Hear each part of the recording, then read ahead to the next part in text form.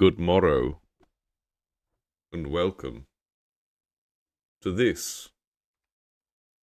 fine episode of Indies Under the Knife,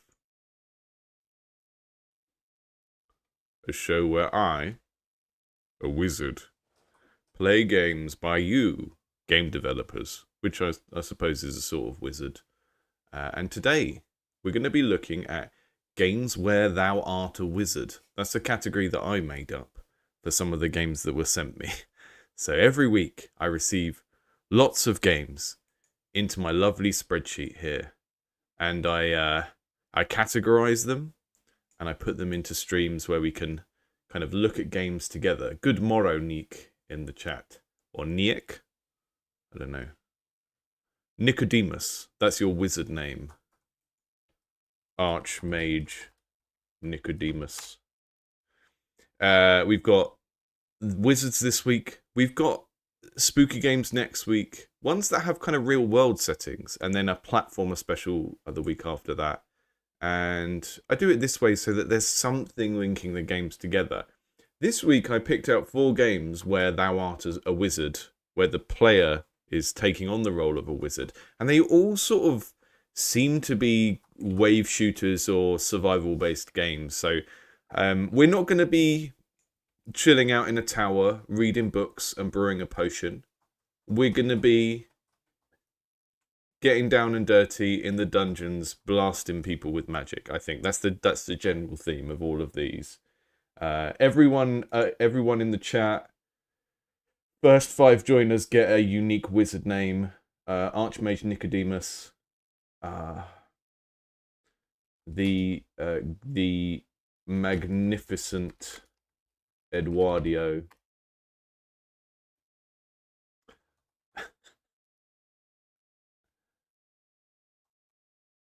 what are the little crowns I can see in the chat today? Is that there's a community leaderboard? What is happening? I don't understand how our chat works. It's all new to me. This is why I don't do Twitch, right? Twitch has way more community features. I can barely understand what is happening in the YouTube stream chat. I'm not going to get on very well with Twitch, especially when we start throwing in soundboards. I had someone last week ask if I could fix my green screen because I've got this kind of rippling effect around me from this low quality green screen that is occurring here. And I agree with them. It doesn't look great. But I think for a wizard stream, it feels kind of appropriate because it makes me look like I have some sort of aura, or I've cast a very low level invisibility spell on myself that only affects sort of my outline. You know, I think if you have invisibility spells, they should have a gradient of how effective they are, and like about 50% you get the kind of Predator effect, you know, from the movie Predator. You sort of semi see through. And if you're like 25%, you're more like a chameleon. You just change color to the thing behind you. And this is like a 5% effective invisibility spell where it's just sort of made my outline a bit wobbly. Like a kind of unstable visual field. Yes, slightly ethereal. Brainoid, your wizard name for today.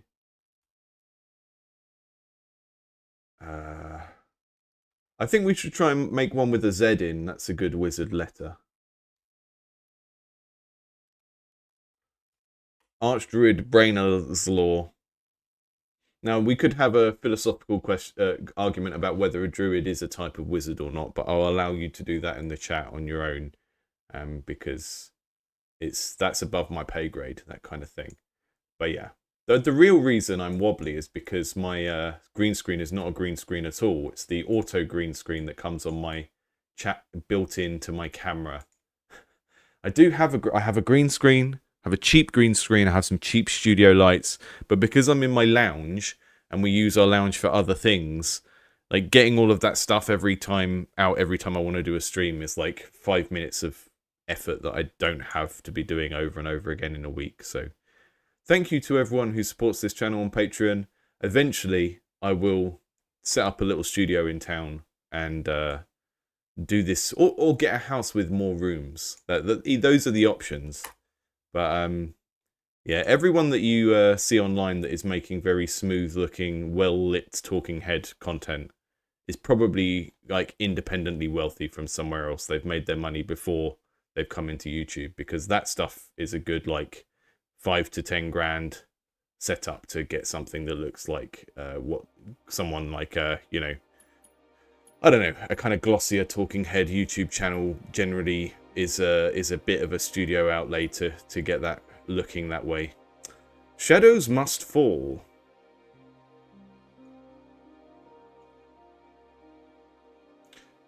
So I quite like that eyeball follows me around.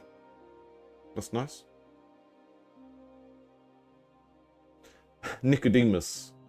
Nicodemus, we're 5 minutes in and we're already raising the question of dwarf magic. I can't get cancelled over whether or not fantasy dwarves are allowed to do magic. The monoliths do not belong. They blight our lands, drowning them in shadows. Press F to continue. I am the last light. I bound the monoliths at a great cost, but the bindings weakened. You, born of my shadow, must finish what I cannot. You must perform the ritual. I think these are all AI generated. Minus points for AI generated. Writing is pretty decent. Quite like these wobbly emphasis words, because it's kind of telling me which of these are kind of keywords in terms of things I need to understand in the game. And these text boxes are nice and concise and tight. And one of the best things you can do for game writing to sort of make yourself become a better writer. If you're having to do writing in your game and you're not from a writing background, give yourself a tiny text box, give yourself a rule. Say, you know, each click can only be how many words are here? 1, 2, 3, 4, 5, 6, 9, 10, 11, 12, 13, 14. 14 words. Set yourself a really short limit for how many words you can use. Force yourself to be concise. What you write will end up being snappier and make more sense as a result of that, and probably just more evocative as well. Seek the scrying stones that look like this. Gather them to perform the ritual. Rekindle the light. Before all is swallowed by shadows. This really looks like the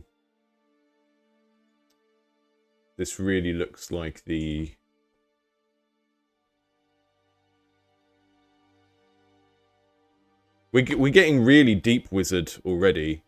Where's the tower card from this? This is a very cool tarot deck in terms of the art. You know, I don't believe in divination at a kind of woo-woo, is it actually real level. But one of the things I do like about tarot is you get loads of cool art. And this is Aleister Crowley, which you probably know if you've joined the Wizard stream, who's historically a very naughty man and not someone to look up to. But the art on his decks was very, very cool. And this bit of art here reminds me specifically of the Tower card that you get in Crowley's Thoth deck. I didn't expect to be dropping this much wizard lore this early on into our Wizard stream, but here we go. Fun fact, Ed, I did look into setting myself up as a VTuber because I was sort of nervous about being on camera, but the tech was annoying, so I just had to bite the bullet. It is a bit like Guernica. It has that kind of vibe. Okay. Lovely, responsive bit of UI here. Dink, dink, dink, dink, dink. I am going to go with a Shadow Glaive as my first choice, just because it sounds cool. It's got 2 words in it, which means it must be cooler than just a bow. It's got chaining. And it just looks like a thing a cool guy would have. This is just like, this is what Kid Link would have. I don't want to be Kid Link. I want to be some edgy World of Warcraft dark elf that rides a panther. Collect 8 scrying stones. Scrying scones? To reveal the monoliths. Okay. This is my goal. Pick up the stones. Press... Oh, okay.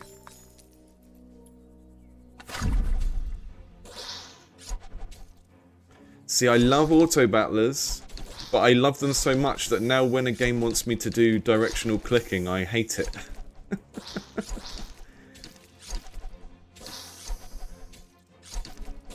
Loving the little bounce of that weapon.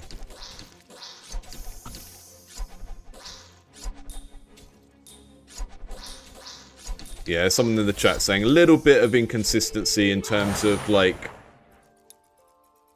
the presentation across the thing. I think all of this UI looks great. So the iconography choices and stuff, it feels a little bit mobile gamey, but I think kind of because it's kind of cutesy up here in a sort of slightly quirky Adventure Time Slay the Spire kind of way. I think it can get away with having this cutesy stuff. It feels sort of Zelda-ish. I think all of the what I assume is AI illustration, like that character portrait and the stuff in the intro, doesn't fit with this stuff, and it would be worth getting an illustrator involved or doing something that fits with this more cutesy Zelda-ish style, because that all felt a bit more kind of Magic the Gathering, sort of like slightly psychedelic, serious, grown-up looking fantasy art, and that's not what this game is once you get into the game.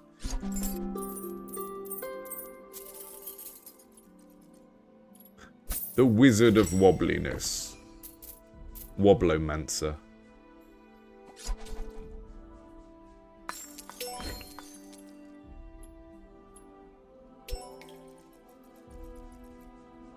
Yeah, I love it when people that have no intention of like financially supporting a channel give you advice that is basically spend money. Have you thought of getting a better camera, getting a better green screen, getting a better microphone? Yeah. There's one thing you can do to ensure that that happens. Because I already want to do it. No one with a bad camera or a bad mic wants to have a bad camera or a bad mic, you know. I suppose there are some situations where people might do it on purpose to appear more grounded, like a sort of astroturfing thing. But most of the time, it's just because we don't make enough money.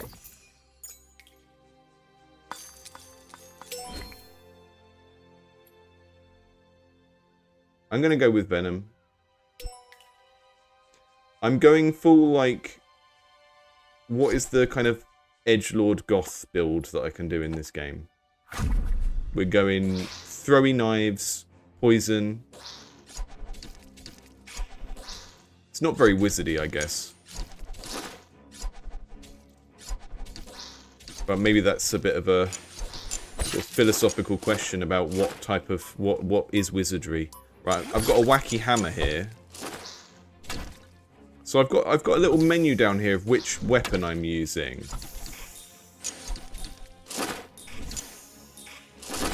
But the thing is, like, I've got that throwable hammer and I've got my glaive.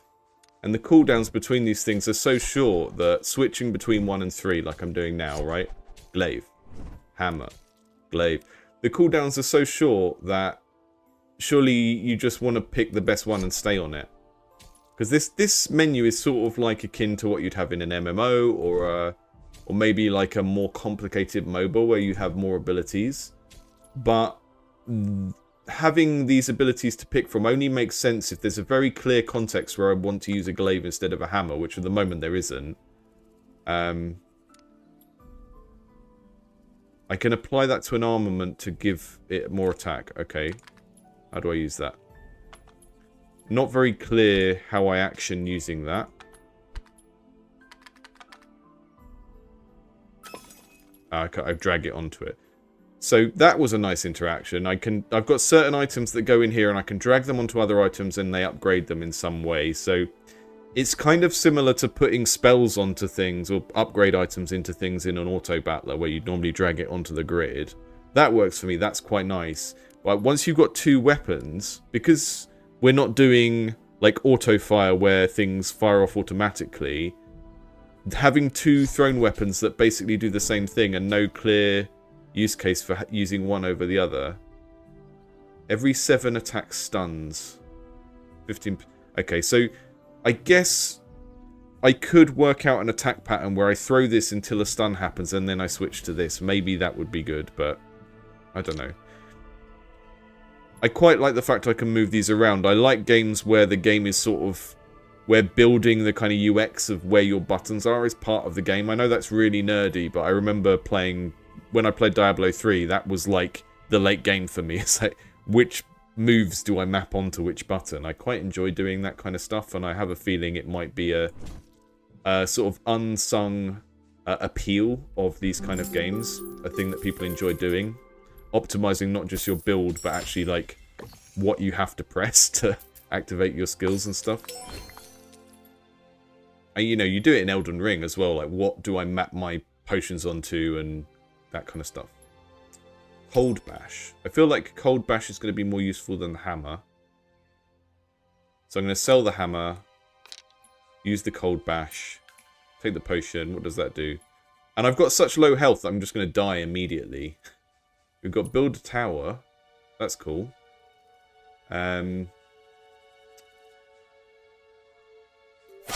Auto Fire.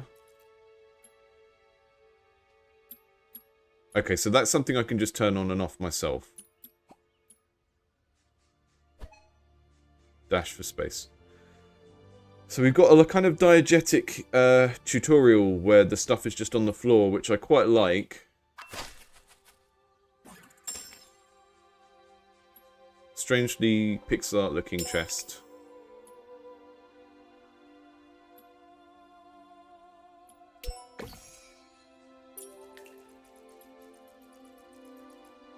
I can put walls around my towers. Okay, so this is kind of starting to feel more like a kind of Dungeon Defenders type tower defense hybrid thing. That's cool.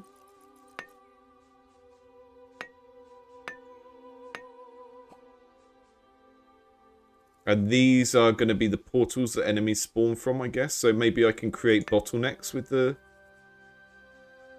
walls as well. The problem is I'm going to die immediately because I'm starting the next round with a very small amount of health. How do I start the next round? Do I...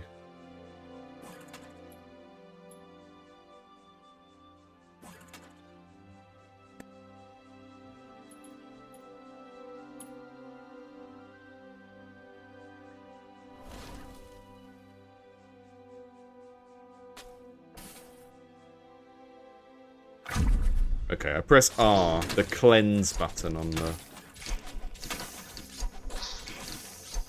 For some reason, 2 of my weapons have gone away, and I don't know why they did.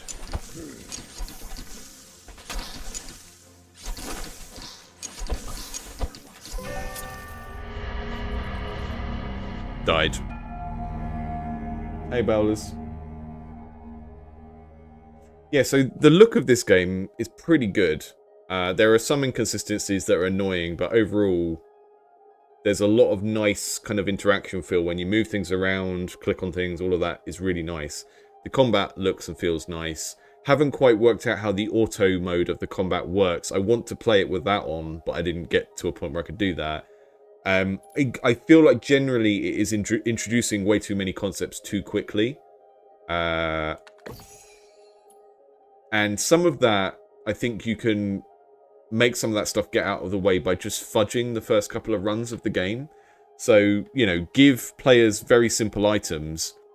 Like, if you have, like, randomness in your game where you get cards or something, or you get loot drops, just fudge the first session of the game so that the ones you get are relatively simple and you don't have to, like, take in loads and loads of new information. That's the reason why games like Slay the Spire unlock the cards over time. It's like, it makes you feel like you're getting a reward.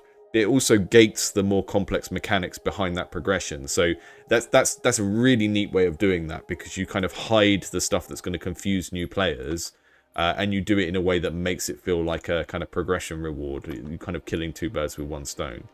Let's go to the swamp again. Okay, I'm going to be a proper wizard this time. I'm going to pick up anything that does fire or ice. Anything kind of elemental. So Cold Bash, that's our starting thing. I put Auto Fire on this time, so we can experience this as an auto battler instead of me having to manically click on things. So when I open a new portal, and bring in a new wave, it opens up more of the map for me. Oh. I can build towers while I'm fighting. That's neat.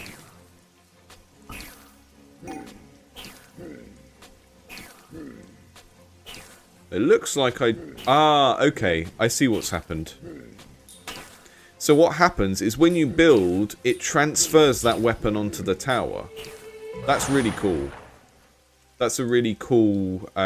So I've seen this concept a few times. The idea of, like, tower defense, but you play as a character. That was in Pixel Junk Monsters. It's what Dungeon Defenders is as well. And this is a really neat way of tying the character and the towers together. Hello, merchant. I don't have any money for you. Go away. Yeah, having towers where you basically put an item into them, and that's what determines what the tower does. That's really neat.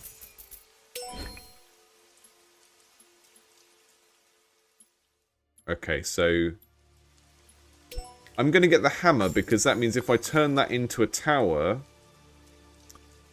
I can have a tower that stuns. I think maybe my cold one stuns as well. See, now I've got auto fire on, and my hammer is just coming out automatically from my character, which I would have that on as the default setting, and then let players turn it off if they want to manually fire. Because I think having it as the default setting makes the game initially less overwhelming.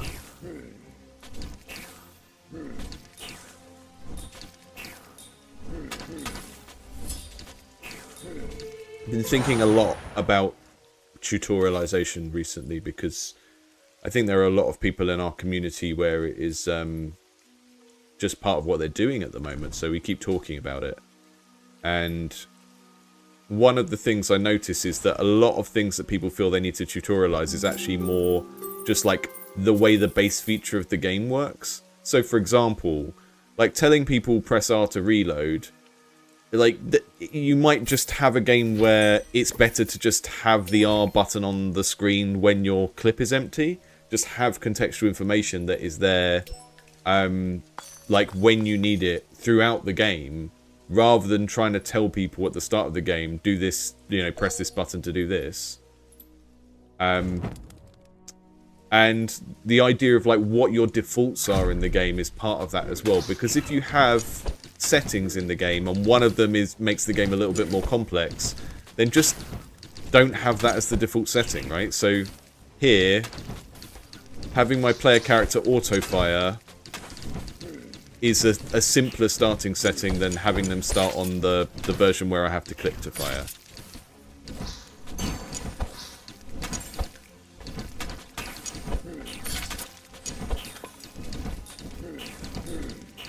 That tower's gonna die. No, it's not. It's just about alive.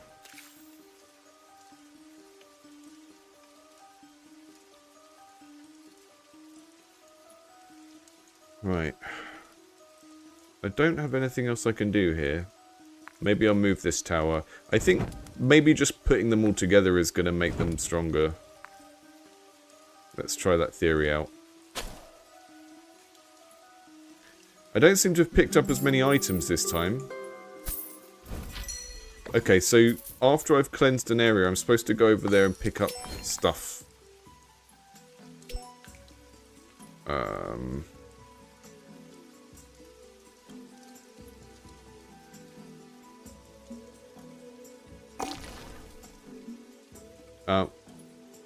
Okay, so if you place too many towers, it kind of picks up the thing you did previously.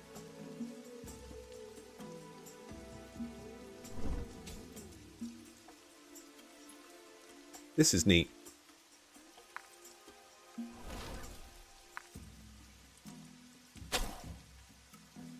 You can see how the kind of head of the tower is telling you what element it does and stuff like that.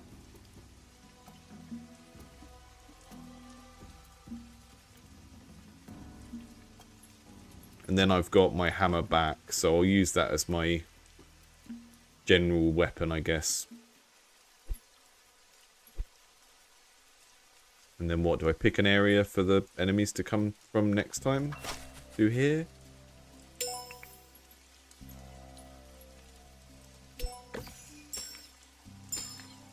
We always go faster movement. I don't know if anyone's been playing the Oblivion remaster, but I've maxed out my athletics and acrobatics, and now that entire game for me is just a parkour game. I don't fight anything anymore. I just sprint through dungeons to get to the objective, leaping over everyone's heads.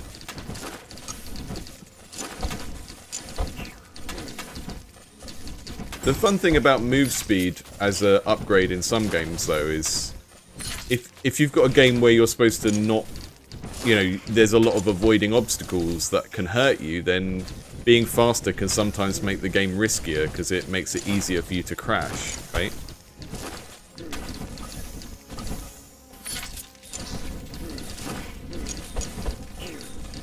It's a good example of the sort of thing that seems like a universally useful thing that people are always going to want as an upgrade, but actually you could be allowing people to make the game harder for themselves and they might not even realize it.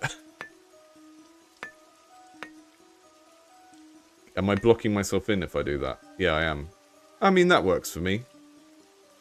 I can jump over the wall.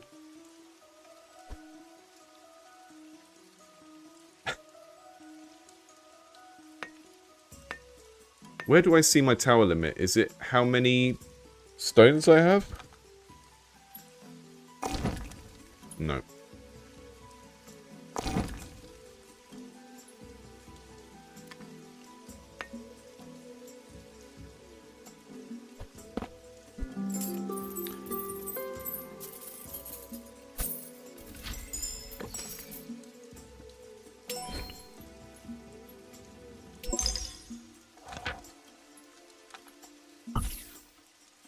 Broadly speaking, I think this is pretty decent. I just find it initially a little bit overwhelming.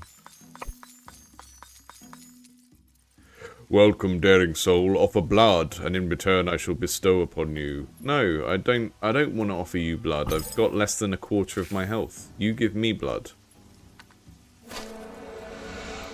Uh-oh, an elite is coming.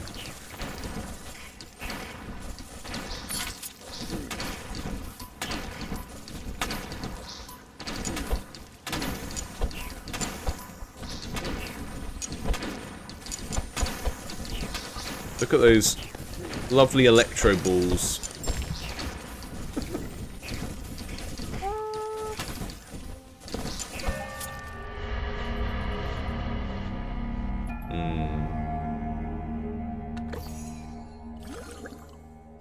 It feels like everything is a little bit close to the center for this kind of bullet hell dodging that they want me to do, you know? Very easy to look at this game and kind of superficially go, oh, this reminds me of Cult of the Lamb, because you're running around and dodging things and doing sort of top-down fantasy bullet hell stuff. But because of the way the kind of game is structured, where you gradually build out the area by cleansing more portals, it just feels like everything is a little bit close to be doing all of this dodge rolling in.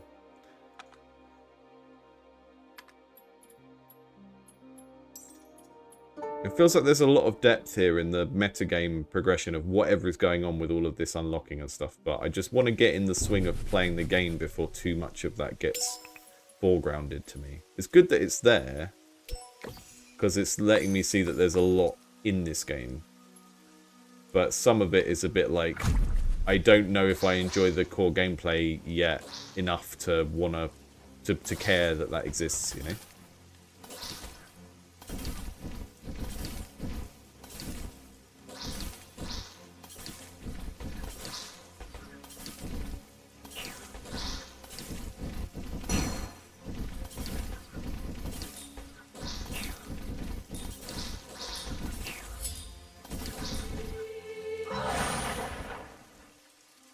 That was nice, whatever happened there. What's that? Okay, that powers up whatever item you use it on. So I make my frosty tower stronger. And then I'm going to build it into a tower instead of having it in my hand. Yeah, so Hopper in the chat said it feels like there's... Like, in that last game, there was a lot of kind of UI on top of each other and stuff. And, I think some of this, like, just a bit of a delay in how quickly that turns up.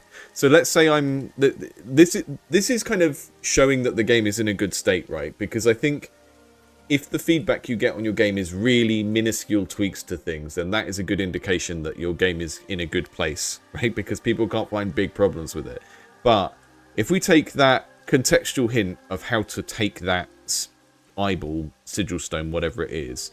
Now, if I walk past that, that takes me about, what, 1 Mississippi. It takes me about a second to walk past that. What I would do is I would have it so that when I get in range of that for it to appear, it sort of starts to fade in. And if I just totally walk past it, that's kind of an indication to the game that I don't care about this, right? So the time it takes me to walk past that, it should just be enough time for it to almost fade in and then fade out again because I'm getting further away from it. And if you can do that, then you'll end up with less of this clutter, because it's good to have that context clue that E is to take this thing. I was looking at a game yesterday and complaining about exactly this thing. Like, there was a context clue for a gun and it told me the name of the gun, and I didn't care about the name of the gun. I wanted to know which button to press it up, particularly with keyboard-based games where it's just like a letter. And sometimes that letter is bound to something that makes sense in your language, like R for reload, and sometimes it's just totally random. It's good to have that there, but I would just maybe delay some of these things, have them kind of fade in and out a bit more so that we don't have so much on the screen at once. There's a wizard going to come through there. Okay, we're gonna challenge the wizards, seeing as this is the wizard stream, so I've got my powered up little ice tower, and now I'm doing a sort of magic missile type thing with my own staff.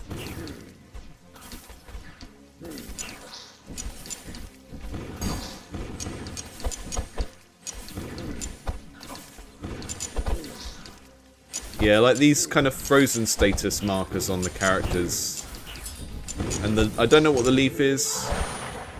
Just feels like there's a bit much going on with some of this. Break down a tree or rock.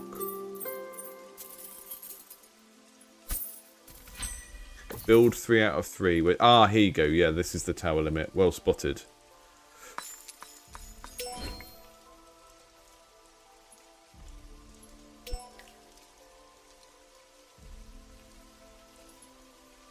We'll put this poison tower down somewhere.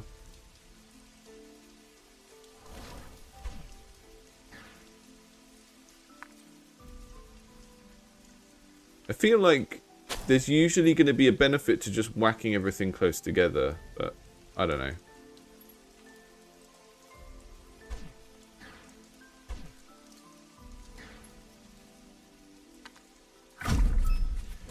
I guess the sensible thing to do is to let all the mushrooms in first because they're easier.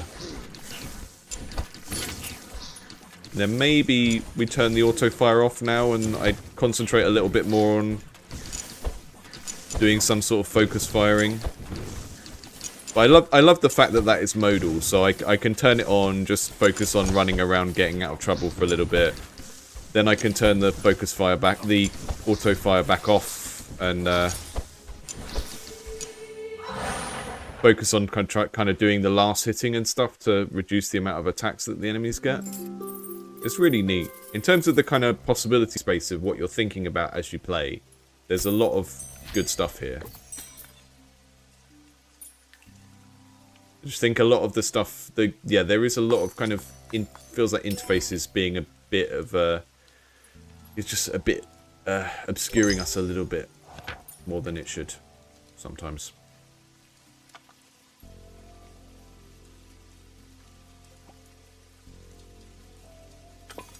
Right, the wizards are very, very resistant to spirit, which is what that leaf thing means. And I've got a spirit tower over here, I think that's what that is. Not sure. Oh yeah, it's got the leaf, that's the spirit thing. Oh, that's spirit as well. So I need to make sure that my wizard guys are the wizards coming out of here are going to get hit by the ice tower first. And then the poison and the spirit towers can take care of the other ones. So you can see how the features are starting to play with each other. The positionality of putting the towers in relation to knowing what's coming out of each portal. And understanding like what the resistances and stuff of that are, because like you get so many games where they go, okay, RPGs have damage types and damage resistances, and it's like, okay, what am I doing with that information as a player? And it feels like, oh, you know, we're only 20 minutes into this game, and I'm already able to use that information to do stuff with my gameplay choices, which is really good. It's a thing that a lot of games don't quite nail. I can put some of these on here. Can I put that on? No, that's a tower. So maybe I'll get rid of one of the spirit towers. I'll put that... Oh, that one goes back into my inventory, and I'll put a bomb tower down.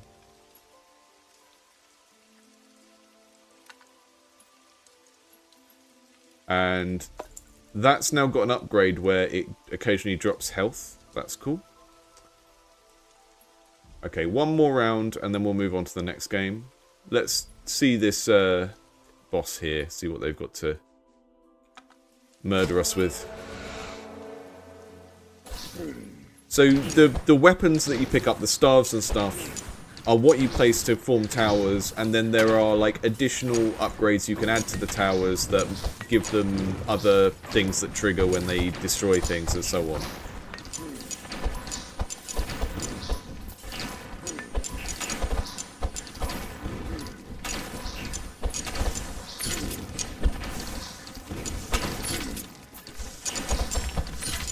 I had a moment there where my character wasn't firing and I didn't have a weapon selected, and it was kind of blinking telling me, but I was too focused on building, which, I mean, it's okay. I feel like this is a game that is about getting overwhelmed and how do you manage that.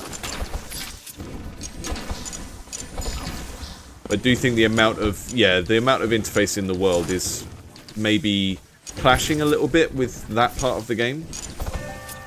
Like, I don't think I've ever seen a bullet hell game with all of this stuff on screen that you have to focus on dodging that is also bringing up a load of like text context on the screen at the same time, right? Those are fundamentally clashing things. Like tooltips that appear in the game world to explain something are for slow games. They are not things that you can have visible while someone is running around trying to dodge things, you know? So I feel like the game needs to pay a bit more attention to the distinction between its combat survival bit and its planning bit, and try and hide more of the contextual information when you are doing this dodge rolling and stuff. But apart from that, that's really neat. There's a lot of cool stuff going on there. So yeah, it's on itch.io. I think I remembered to put the links in the stream description today. Let me have a look. Yep. So if any of the games look interesting to you today, go and kind of save the link, play them later on. You know, if you're on itch.io, give the developer some feedback on there because it can be really helpful. That one was Shadow Siege. We're going to take a look at Dungeon Wizard next. And the benefit of doing these together like this is we get kind of quite similar games together. So we can kind of see how one game approaches a particular theme or, you know, mechanical system that it's trying to do, and then see how the next one's doing, and then compare them and contrast. Dungeon Wizard. Not the most inspiring title, but at least it's clear what we're getting. We're getting a wizard in a dungeon. It's not Wizard Dungeon. It's not a dungeon where you put criminal wizards. I guess it could be, but it's more inferring that this is just about a wizard going in a dungeon. Right, let's... I just want to check up on what we had under our notes for what the developer said. So the previous game, Shadow Siege, the developer said, I always wanted to play a deep roguelike tower defense game, so I decided to make a version of it I like. I think I've taken on a lot of design risks by innovating, and it's become challenging to figure out what the biggest problems I need to solve are beyond bugs. So you just get that game back up for a minute.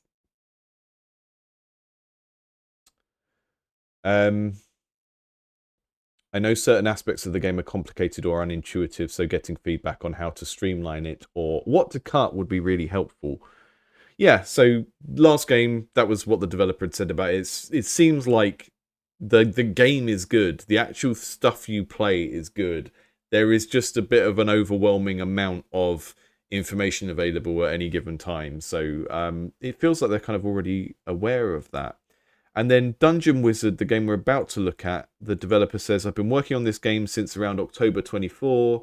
The basic idea is Slay the Spire meets Hades. I've had a lot of fun designing and building it, and my goal is to make the first act, 8 rooms and a boss, feel complete and then release it for free on itch. Okay, cool.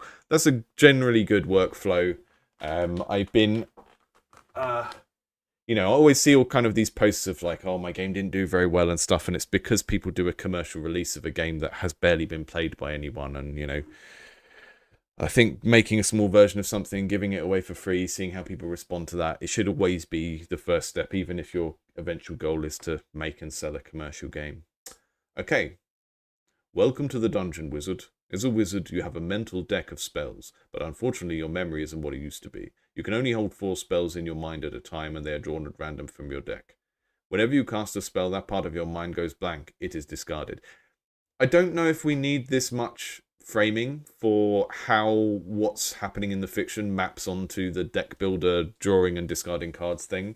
It's good. It's a good thing to think about as a designer. Like, what does this system represent? But I don't think it's something we need to explain to the player on the first page, because it feels a bit unnecessary. It feels a bit dull. It feels a bit like it's not immediately getting us to whatever is cool about this game. So this is basically just explaining how deck builders work. And if I've played a deck builder before, the only piece of information on this page that is new to me is that our starting draw or our hand limit is 4 rather than 5. And that's fine. And this thought around what the deck represents and what the hand represents and all of that kind of stuff it's a good thing to have thought through, but I don't think it's where you need to start off.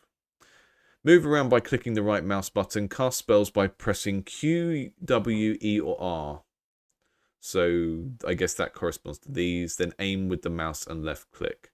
Most spells cost some mana to cast, so keep an eye on it and pick up mana flames when you can. This is the cost in the corner, I guess. Items function similarly to spells, but they are one-time use only. Use them by pressing the number keys 1 to 4. So I've got my Q to R keys and then my 1 to 4 keys above that. And you can pause with spacebar. And you can also give commands while paused. So kind of FTL, pause and plan type stuff. You can enable quick cast from the options, which lets you cast spells and items by just pressing the keyboard shortcut without an additional left click. Your mana crystals will regenerate automatically up to 3 mana, but if you pick up mana flames, you can hold up to 5 mana. Okay.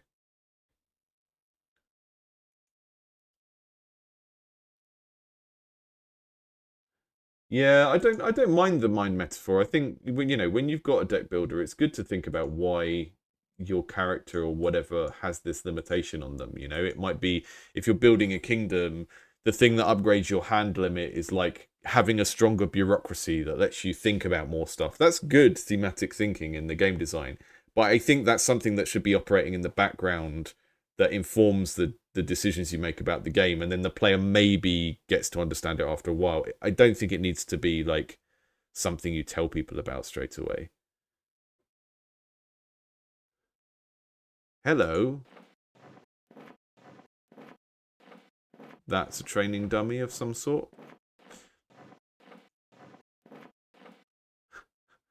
I mean, part of the problem is none of these is like a standard wizard thing, so I don't really know what any of these do straight off.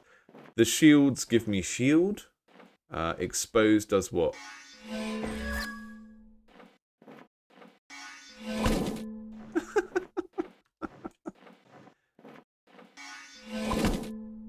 Okay, cool.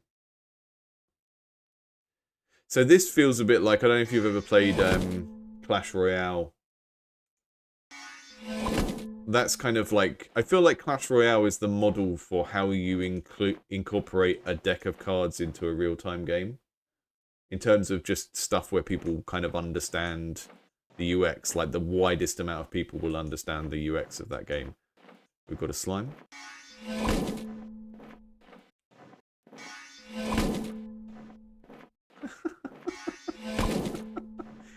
I feel this already feels like the quintessential experience of playing a pure caster in any RPG game, where you're just like walking away from things, trying not to get cornered in the room, and I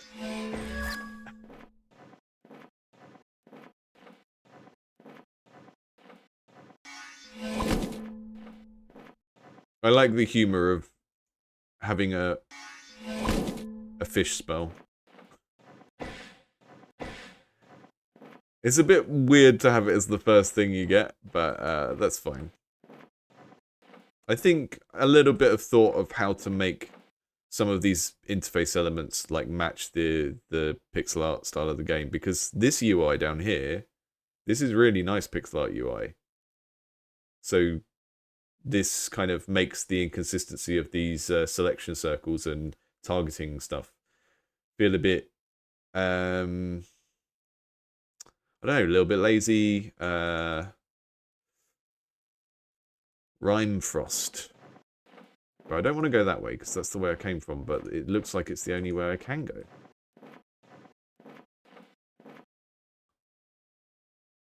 Okay, so it's clear one room. You don't have to do any navigation around the dungeon, which I'm kind of a fan of. Like, I think if you're gonna make navigation part of your game, then it needs to be fun, and that can be like a whole challenge in its own right. So I'm quite happy with the sort of Hades style, here is a room, clear it, move on kind of thing.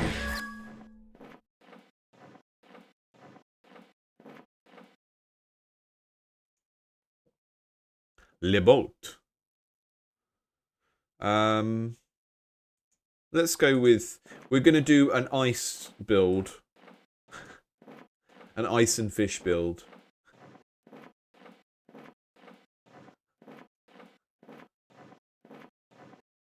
The Wizard of Fish Fingers. Whenever I get one of these build-based games, I was talking about this yesterday as well, but I like to just try and arbitrarily come up with the build I want to make at the start of the game. Because I know that when I get deeper into one of these games, that's kind of how I play it. I go, oh, okay, this time I'm going to be like the fire guy, you know? And I know not all players of these games play that way. Some people are like very based on optimization rather than theme or whatever. I mean, ideally, optimization and theme should kind of go hand in hand. You know, like curse decks in Slay the Spire.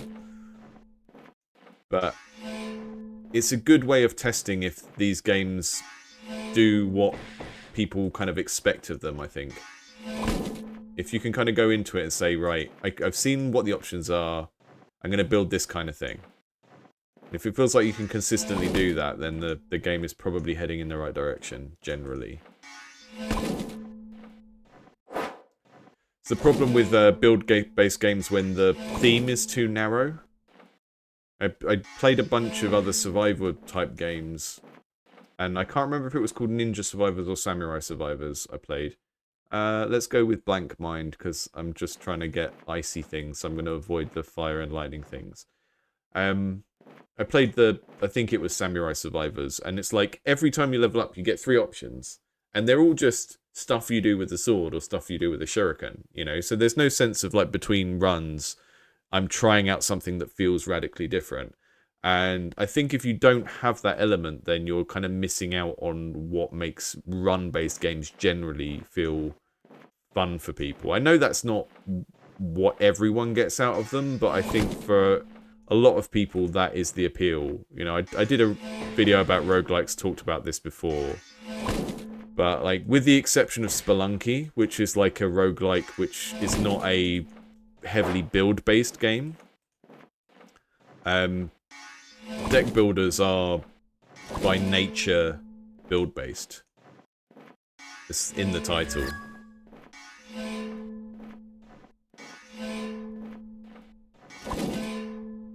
And if your build just feels like you're just kind of grabbing whichever is the least bad option out of 3 each time, then there's no strategy, you know? The strategy really comes from saying, I want to do this, and then being able to consistently, or most of the time, build towards that thing. Okay, Fish Ice Wizard died. So, the thing is, I always start with these fishies. That's like my base spell. Which feels like it makes the thematics of the deck very specific. But that's something you can add in later, right? Like have 3 starting wizards, a red one and a green one and a blue one, and you know, maybe you start as the blue fish wizard and then you unlock another one, and that just changes what your starting deck is. This is all pretty genre standard stuff.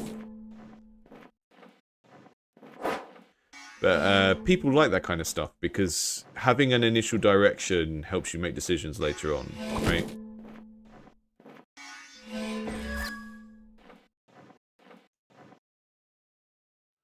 Unseeability powder. Amazing. Okay, I need to remember that I've got items. Oh, I think I just didn't get... I think I just cancelled myself getting a spell. Okay, HP potion and invisibility. Okay. Let's do fiery stuff.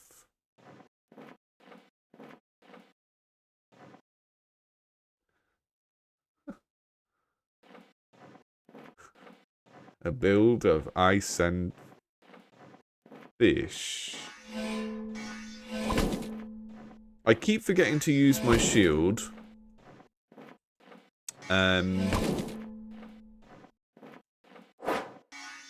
I think a little part of that is that having a kind of little number that I need to read following my character around as my shield is...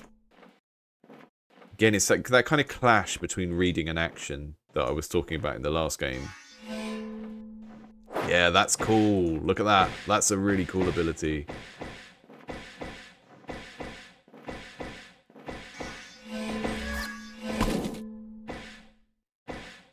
Really like kind of wall of fire trail type abilities. That's nice.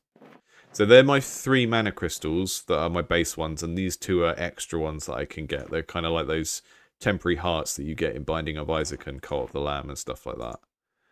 But yeah, I think the shield mechanic isn't working for me at the moment. I think part of that is that everything else that's on my character in the world is very visual. Like my mana is very visual. This is a bar.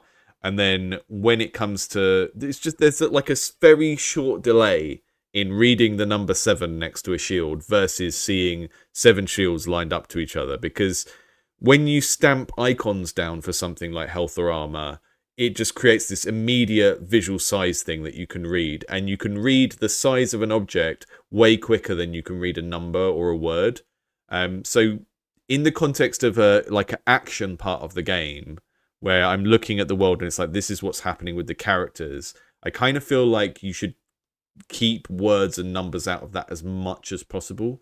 And that's one of the reasons why when you have games with damage numbers flying up every so often, when the damage number is considerably higher, like it's a crit or something, you know, we make the number bigger, we make it shake more, we make it a hotter color, because people aren't really reading the numbers. All they want to know is like that some damage happened and that this chunk of damage was way bigger than the others, right? That's why we kind of make those distinctions when a crit hits, so that you can see that kind of satisfying thing and get that information from the color and size of the text rather than the actual numbers. Okay. Our fire build is going okay so far. And I've got 12 health, so I'm going to use my health potion now. I need to remember I've got an invisibility spell. I need to remember to block as well.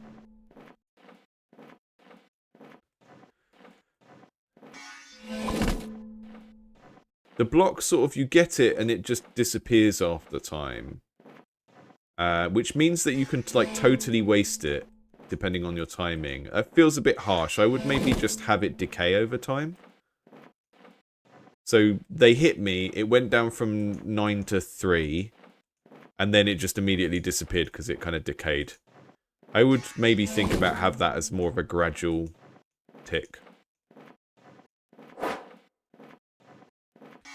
There's so many interesting design problems in a game like this, because you're taking stuff from, say, the Spire and putting it into a real-time context, and it just creates loads of interesting problems to deal with, like things like buff removal and stuff like that, and how quickly you do those things.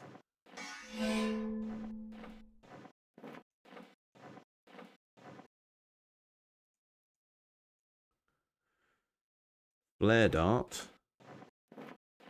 The movement is a bit slow, but I quite like that it makes you feel like a wizard and it makes you feel vulnerable. And I could imagine that maybe later on in the game, some of these things start to impact your maneuverability a little bit. Because at the moment, we're not really getting any abilities that... We're getting defense. We got an invisibility potion that I didn't get a chance to use. We haven't had anything that makes you faster, but I could see it being a thing that people might want to use and incorporate into their build somehow. So I think starting at a base kind of slow, trudging wizard... I can see how it makes the game seem a bit unexciting, but it does also feel very wizardy, you know? This isn't a Dragon Age Inquisition wizard where you're doing Doctor Strange Kung Fu and shooting dubstep lasers out of your staff, you know? This is a wizard who's got some books. And an owl and stuff. An owl.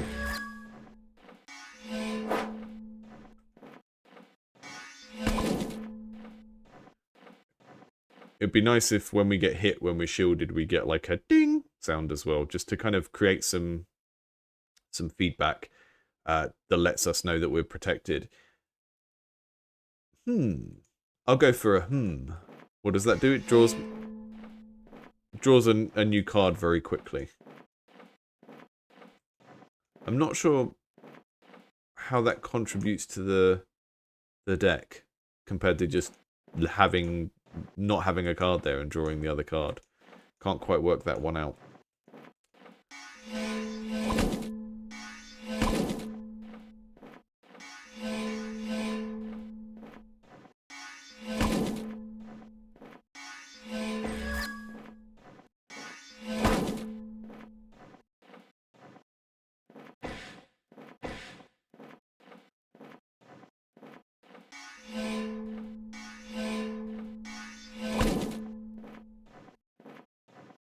It does feel pretty satisfying to get better at.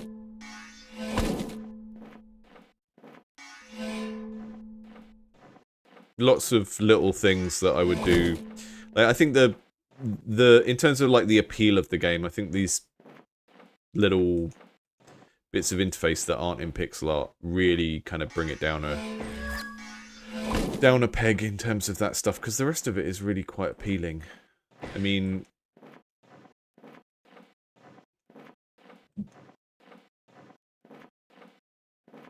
what is the yellow bar? Is that my health? Not sure why that's yellow. Prickly potion. That's like a revenge, like damage return, damage reflect type thing you can get. Hard to know how to use those sorts of things in a game where there doesn't appear to be a way of making a tanky build, you know?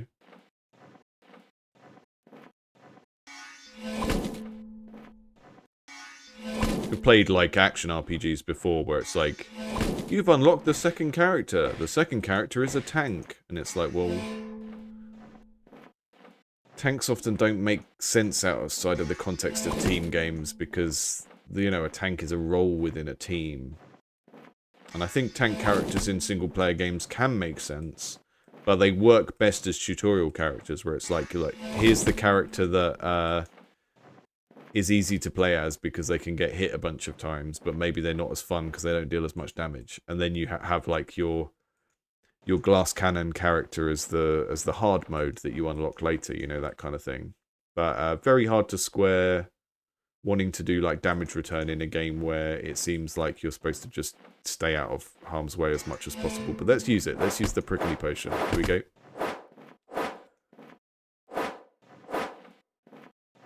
I need to just let them hit me. Okay, that was pretty effective, actually. That was nice.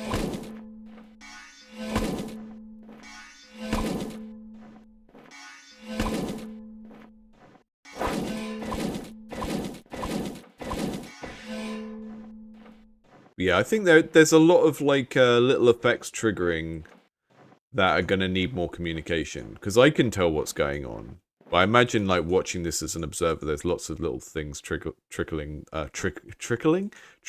that it's hard to kind of place them because it's not always sort of super obvious what I'm doing as a player, I don't think.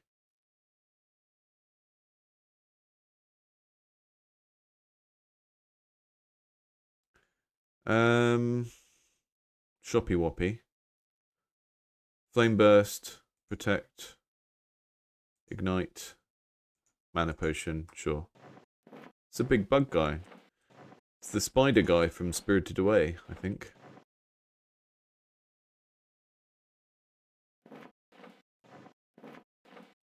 What does Blank Mind do?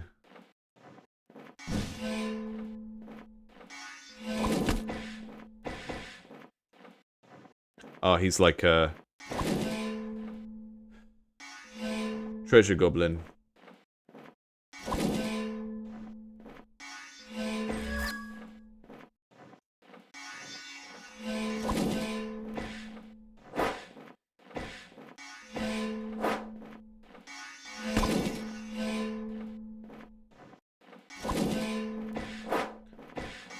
I feel like maybe this could have some rooms with like civilians or characters that you're not supposed to hit could be an interesting choice for this one.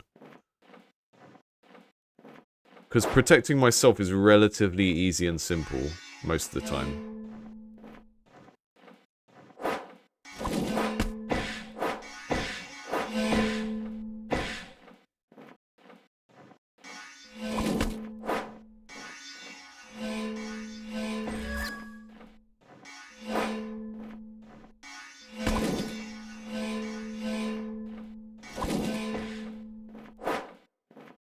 Cool, this one's got a lot of guys in this one.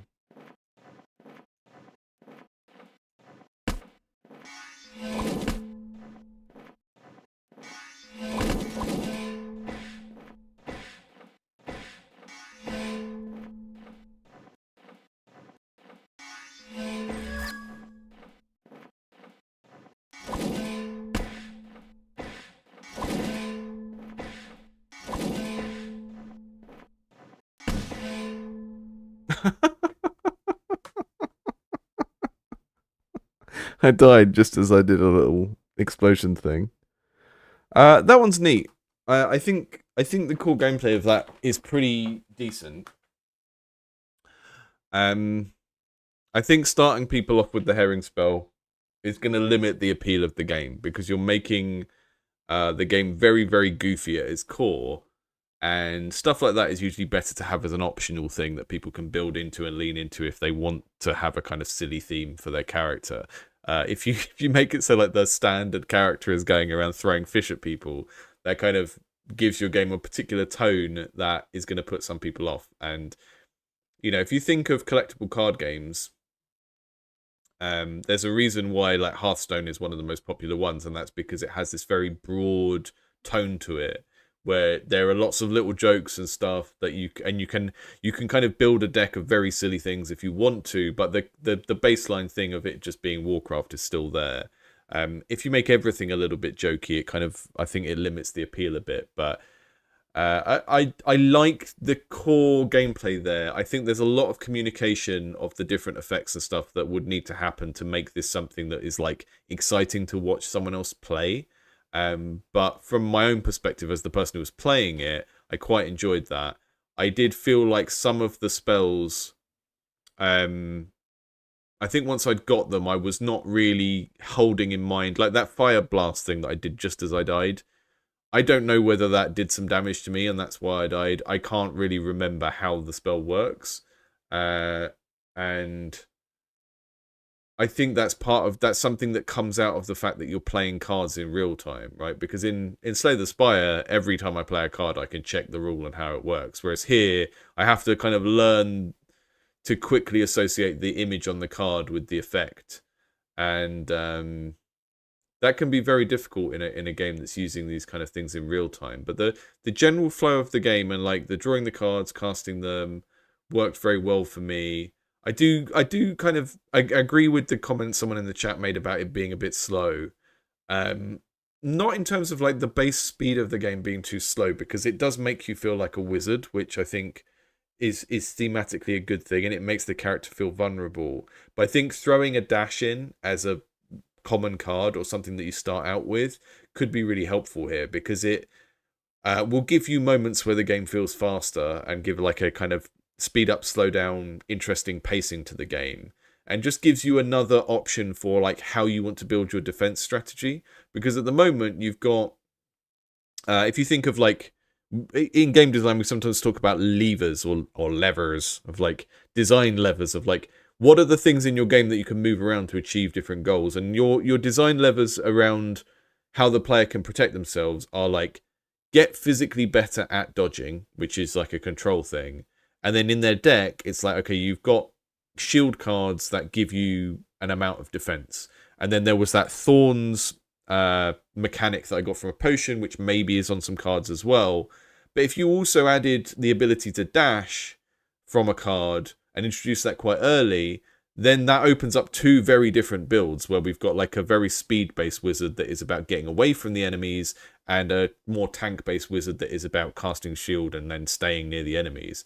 I do think that shield effect needs a decay rather than just immediately going away, because there was no timer on it. So if you kind of load yourself up with shield, run into the enemies, and then just hope to take care of things from there, there's no way to really know when the shield is going to pop and give out, because it kind of goes down when you take damage, and then it also just all removes at one point based on when you put it on. And I think there are a couple of ways around that. You either need a visual indicator of when it's going to disappear, like it blinks and then goes, or you need to just decay it over time, which is kind of how a lot of the buffs in Slay the Spire work, where you kind of stack them, and then each time, you know, your bleed or whatever it's called is removed a little bit each turn.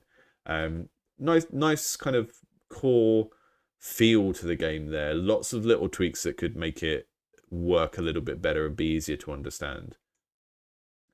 A dramatic end. Literally just exploded and died. The next one is on Steam. And if you were in yesterday's stream, you would have seen a glimpse of this. And I've kind of tentatively intrigued by this one, because as I said in yesterday's stream, this one feels like it's going to be a bit goofy. And I don't know how intentional that is, because it's hard to tell. The Novice. It's updating. And it's quite slow at updating. So I'll play the fourth game first and then come back to this, because that's triggered and doing it now. So we'll come back to the Novice in a minute, and let's take a look at Sigils of Slaughter, which is very, very interested to see how this one works. I need the Windows version, not the Mac version. So Sigils of Slaughter is another survival game, but you've got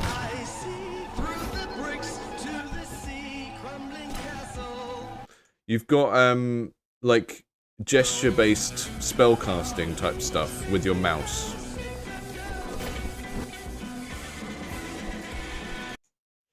So interested to see how that works. Don't need the Mac OS version, so turn that off.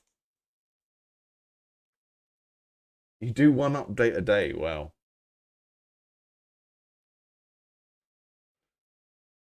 That's impressive.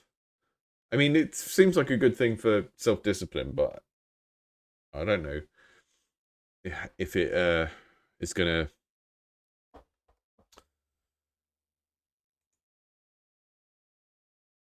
I mean, as thinking as a player, like going into a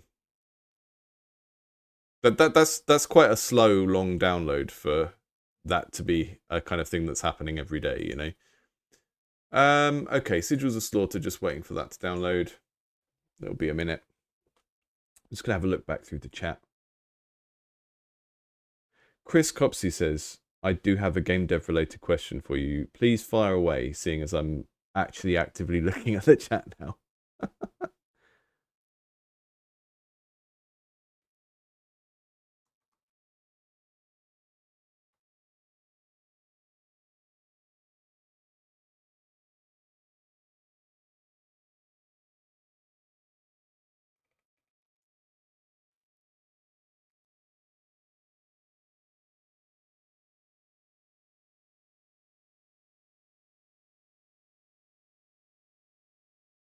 We're going to race the Sigils of Slaughter download versus the Novice download. Which one will be quicker?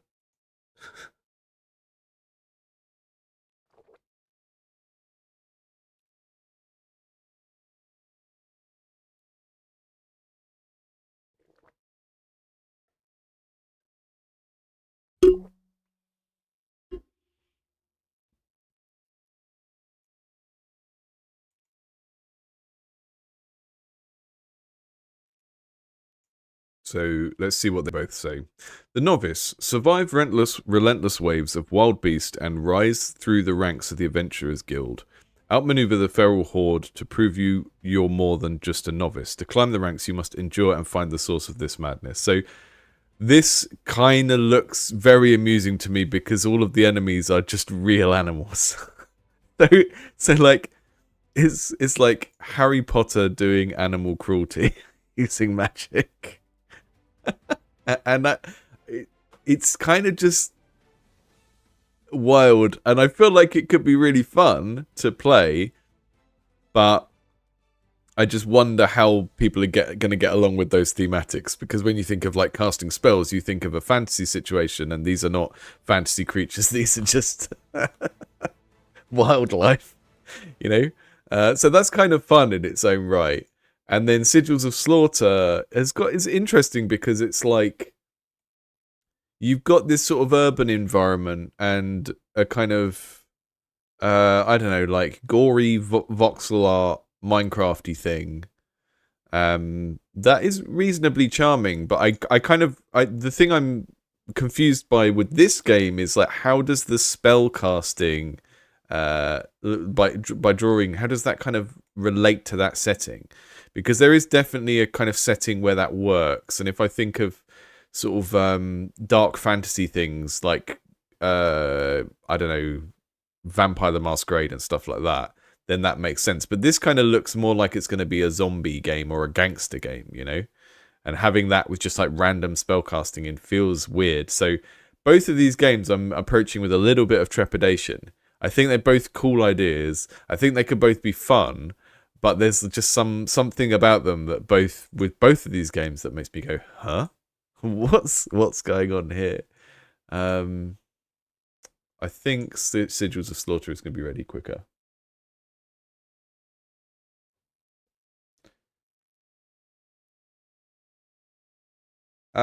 Chris said, a lot of my assets are more placeholder. What would your advice be for presenting a game for Steam in a state that isn't product ready? My advice would be, if your game is ugly as hell, don't even think about Steam yet. Like make a free version on itch. Get as much feedback as you can on itch. There are game jams that are like things like Feedback Quest, right? Which is like a ongoing game jam where you can get where is it? Where's Jams? Where you can just submit any game to these and like you will get feedback. So the next one starts in 2 months. Feedback Quest 8. Indie games times indie streamers. So this is an open game jam that you can submit any game you're working on to get feedback from. It's kind of like what I do here, but much broader.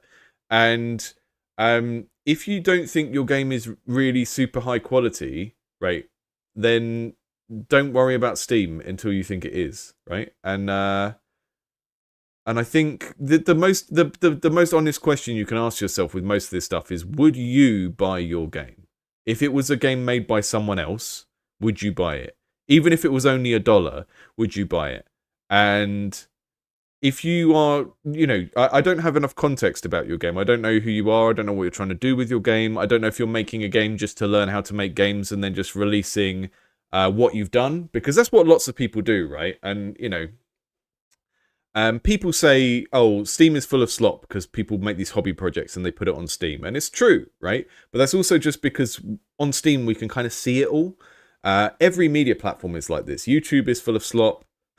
Spotify is full of slop. People make music. It only costs like a certain amount, a small amount a year to upload as much music as you want to Spotify and other streaming platforms. Every media platform is full of slop because there's no distinction anymore between stuff made by like professionals and stuff made by hobbyists.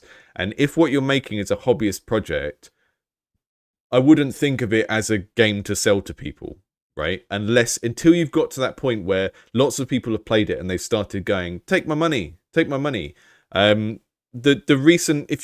The recent episode of the podcast we did, I'm doing a book club podcast on here at the moment because I think we have lots of interesting things we can learn from game design books, and lots of people that don't read game design books, which is totally fine. Like lots of people struggle with reading or have lots of reasons why they can't. The first episode of this, we looked at Derek Yu's book on Spelunky. And it's a really interesting snapshot of a particular period because people look back at these kind of games from the initial indie boom and they go, oh, it was easier back then, there were less games, blah, blah, blah. And it's like, well, yeah, and also a lot of these people that made games from the indie boom had already made a bunch of games before. They came from like interesting professional backgrounds. But the thing that was really interesting to me about Spelunky, as an example, was the original Spelunky was a freeware game. And before this became a commercial project, before it became the version that made Derek Yu some money, it had been played by thousands and thousands of people as a freeware game. And that's true for Cave Story. It's true for loads and loads of games. And I think people have this mindset where they think if they give their game away for free, then they've given their game away for free. And that means that no one is ever going to pay for their game because they can already play it for free. And I generally don't think that is how you make a good quality game. You make a good quality game by going through an iterative process where people play your game, give you feedback, you commit to making the game better, using that feedback. You won't use all of it. And in order to do that, you need to let people play the game for free. And the best way to do that is, stop thinking about how quickly can I sell something on Steam, how quickly can I put out some slop and ask people for $1 for it, and just start thinking about like, how do I make this game good? The best way to make the game good, put it on itch for free, allow as many people as possible to play it, put it into these kind of jams like Feedback Quest and stuff like that. And stop thinking about what you're doing as a commercial craft before you've hit the point where you're showing the thing to people and people are going, oh yeah, this is good, I'd actually pay money for this, right? If you haven't hit that point yet, you shouldn't really be thinking of it as a commercial craft. And it's like something a lot of people won't tell you outright like that on YouTube because they want to sell you courses and tell you that you can become a 6-figure game developer within a year of first touching a game engine and all of that kind of nonsense. That's not how learning a craft works. There are people that are very, very good at things that learn them for a long time, and they're the people that generally make the high quality things that people want to spend money on. It's not rocket science, but people want there to be some sort of shortcut, and I don't believe in that. You will get different advice from different places, but that is the kind of advice I will always give because I'm a grumpy old man.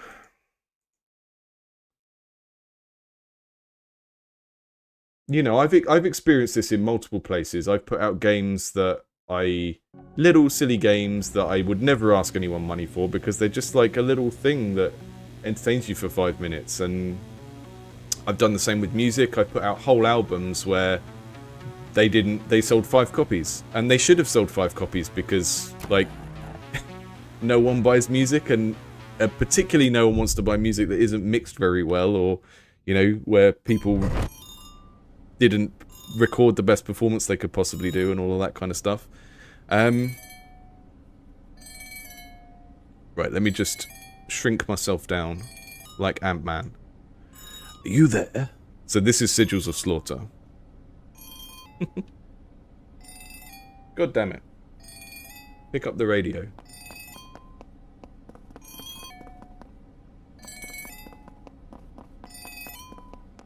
I can't get there.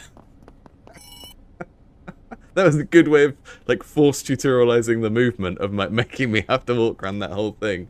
Who is this? What's happening? What's going on? No time. The bill's due and the pipe is coming. So, here's what you gotta do. Get out. Do you see a loud, bright, white, buzzing sigil somewhere? Move your cursor over the sigil until you find it. Nice. That felt great. So I did a little V drag and it teleported me. That's what the teleport spell is. Just move myself again because I think I'm going to be in the way of the sigils down there. Congrats, you just learned how to teleport. You can teleport whenever you want. It's like putting a pin on the map.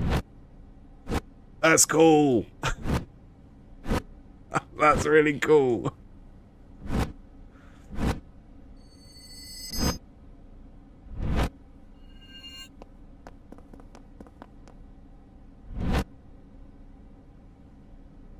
Okay. V says go here. You draw it and bam, there you are. Hoping things aren't worse here than they were back there. Okay, cool. You need to find something else. It's the kind of thing you see and say, what the hell is that? What the hell is that? A giant phonograph.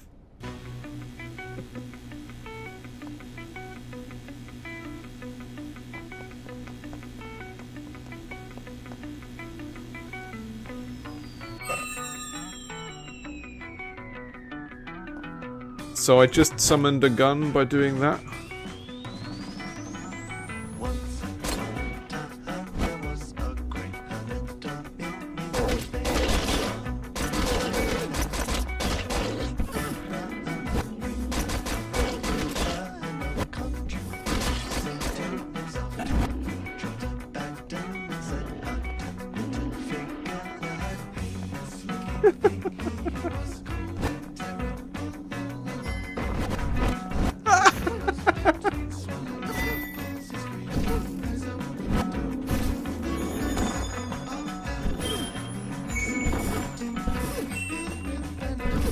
Some sort of garrote, some kind of garrote ability I'm doing there.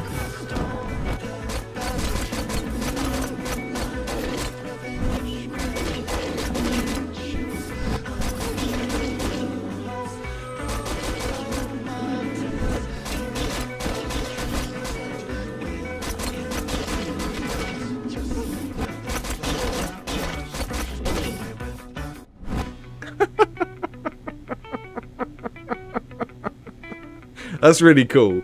So, I don't know if you noticed there, but there's like when you teleport, the enemies are quite slow to turn around to you. And that works really nicely, because you teleport behind them, you get a few shots in before they turn, and then you can teleport away.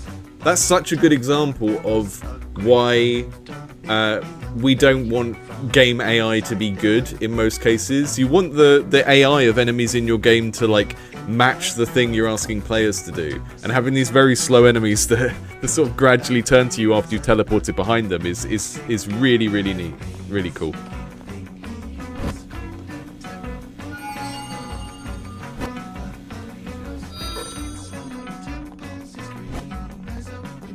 Okay, the actual gun is a sigil, that's cool.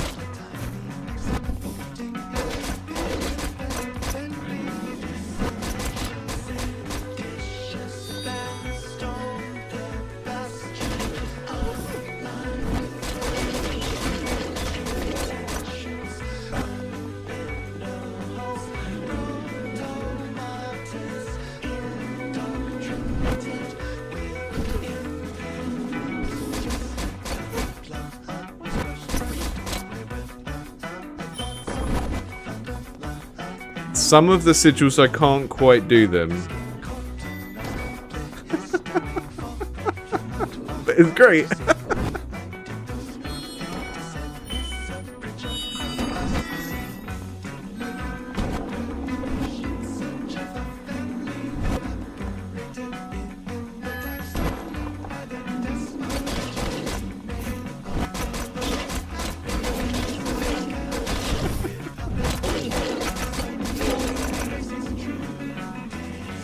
The enemies are sort of like, they're not quite zombies, they're like, kind of Chuck Norris type bikers.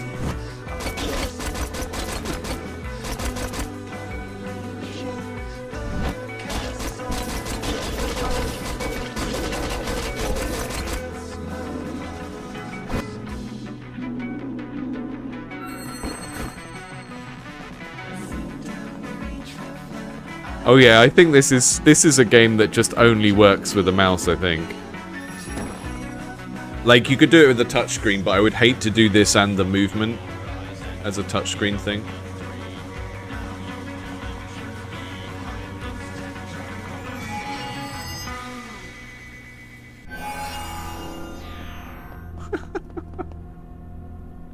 Oh, that's neat. I think it would be the sort of thing that if you wanted to develop this on multiple platforms, you'd probably have to make them be like a different version of the game. You know, kind of how like Superhot VR is not the same game as Superhot. It's a different game. Yeah, the music is cool. It was a bit of a weird surprise to have this kind of like pop prog rock thing come in, but kind of cool. Yeah. Yeah, so I'm teleporting around so much.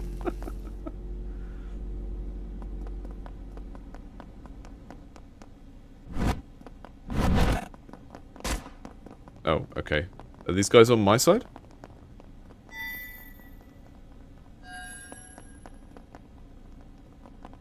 Who are you?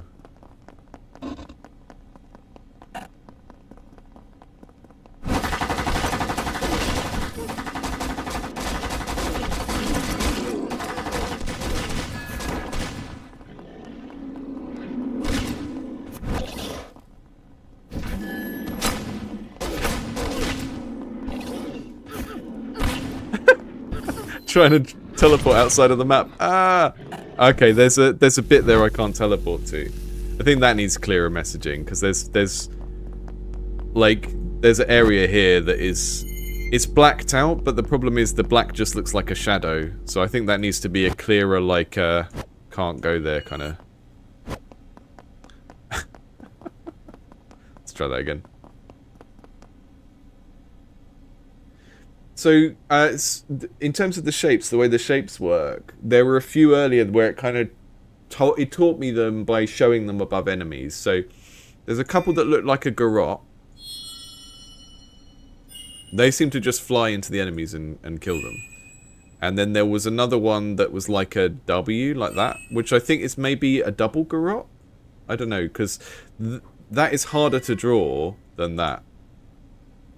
Oh, I can't even do it again.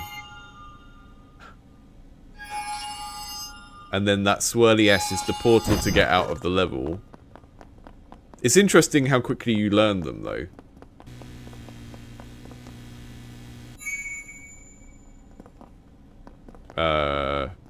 What just happened?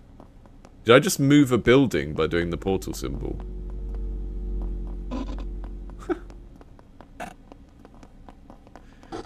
No, it seems like you can always do that symbol, so I can like it's kind of like it's doing a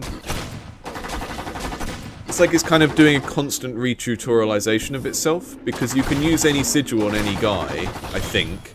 And if the developer's watching this, maybe I'm getting this wrong and I'm explaining it wrong, but if that's the case, then it will give you an indication of like how people might misunderstand your game. So it seems like it's constantly giving you tips on what sigil you could do to help you learn it, but you can also just do any sigil on any guy as well.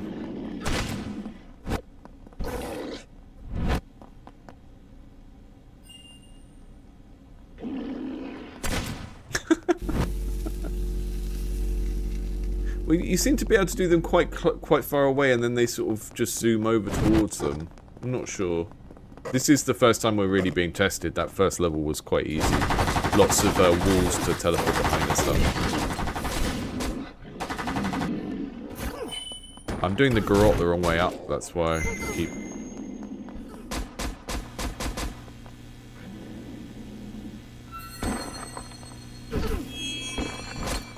So if I repeat that symbol...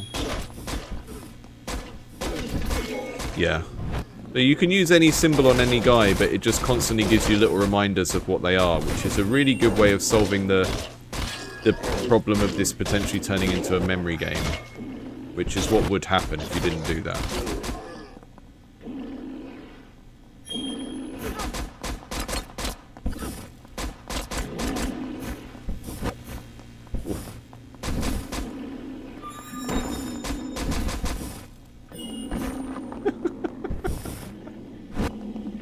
Oh.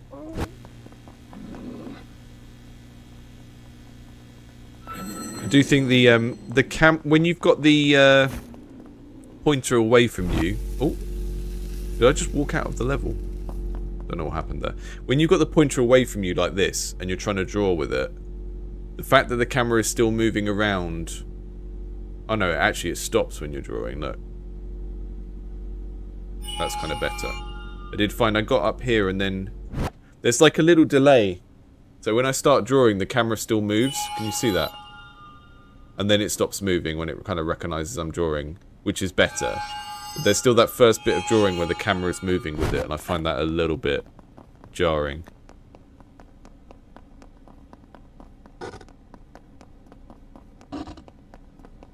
Yeah, I keep almost forgetting that I have the gun because of the drawing.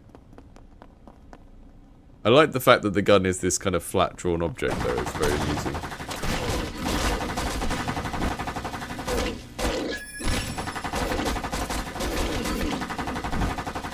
I think maybe the level design here is trying to tell me to run away.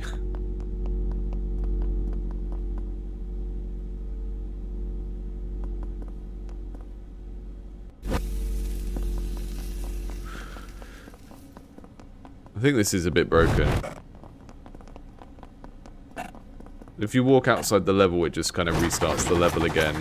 There's this bit over here, which is kind of telling you that you can move the buildings and escape, which is cool. But I can't go anywhere with it.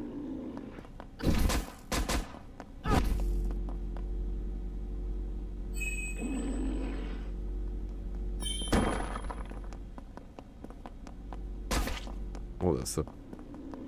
He's on my side.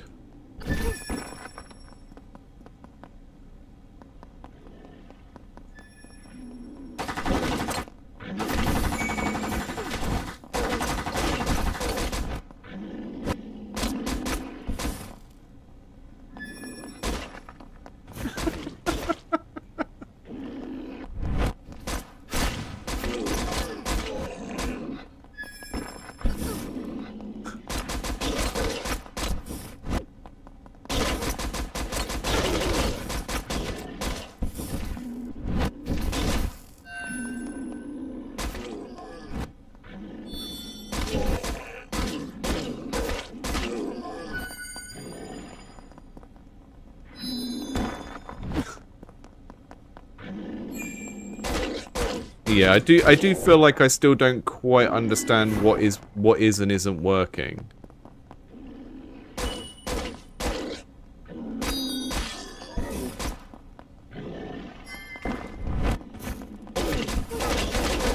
It seems like maybe you have to shoot them unless they have a symbol and then you do the symbol. It's kind of still hard to work it out because sometimes it seems like I can use any symbol anywhere, and sometimes it seems more strict. It's fun. It's definitely fun, though. Is it totally clear how it works? No. Is it fun? Yes. Reasonably so. It feels like it's sort of arbitrarily allowing me to use the sigils on some of them, and then forcing me to use the gun on other ones.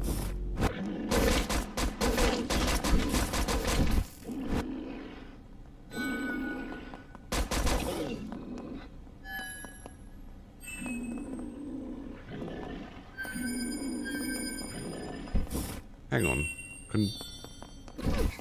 Do they do something to each other when they go like that? No. See, that would be cool if, like, making two symbols close in on each other, like, affected things in the middle of them. That would be really, really interesting. Yeah, I think you're right. The spells basically only work when you're told to do them. So it is a bit of a kind of reaction, almost like a rhythm game. I think having a little bit of freedom around the spells would be good, because there are moments like this where you're not getting prompted to do the spells, and it's like, well, now the USP of the game is gone, and it's just a top-down shooter. My new friends are dead. Can you at least tell me where they are? Can I go this way now, or...?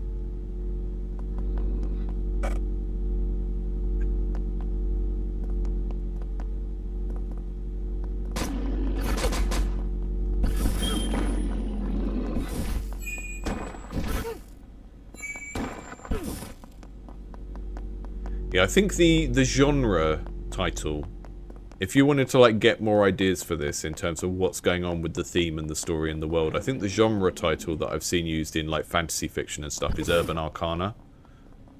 For stuff like Vampire the Masquerade, John Constantine, that kind of stuff. Constantine rhymes with wine. I always say teen, even though I know how you pronounce that name. This is cool. Very, very cool concept. Feels good in the way it's executed. Feels like a little bit of a cop-out that you can't do the spells all the time, and that it is just responding to prompts sometimes. It feels like there's something missing there.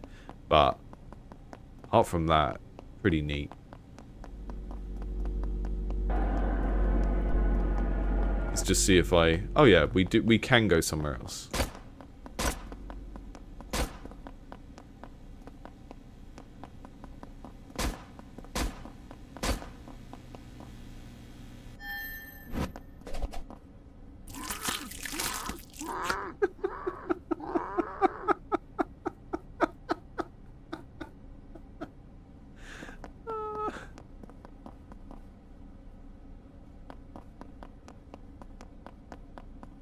Yeah, it felt like I should have to draw an arrow on that arrow, but it didn't need it. It was just a bit of a confusing thing.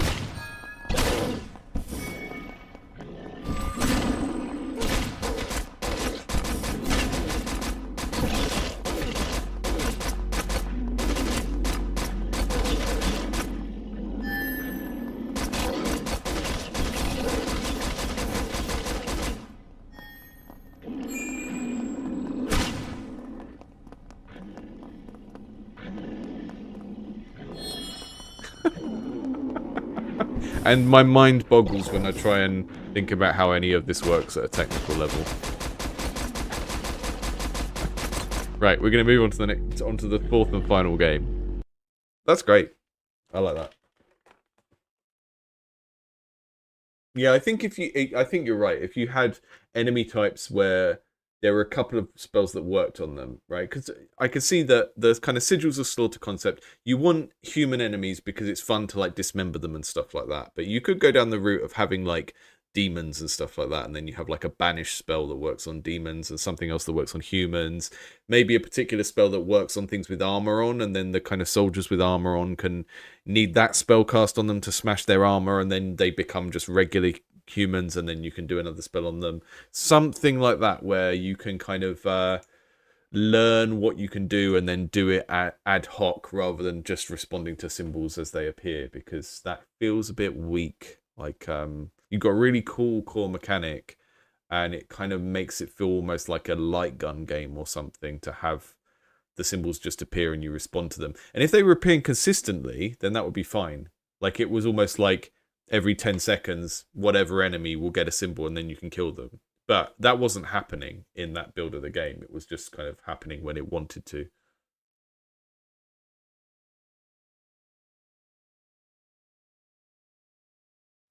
Yeah. Always tricky when stuff wants to become a memory game. I'm too old for memory games. Don't make me have to remember things. This is the Novice. The animal cruelty simulator using magic. The guild needs gems. Increasing your rank gives you access to additional missions and areas to explore. Achievements will increase your rank, and rewards will be safe until you retrieve them. But you don't get information how to obtain them. If you're about to die, the guild will teleport you and take all your current gold. Upgrade before that happens. Okay. Fire, wind, earth.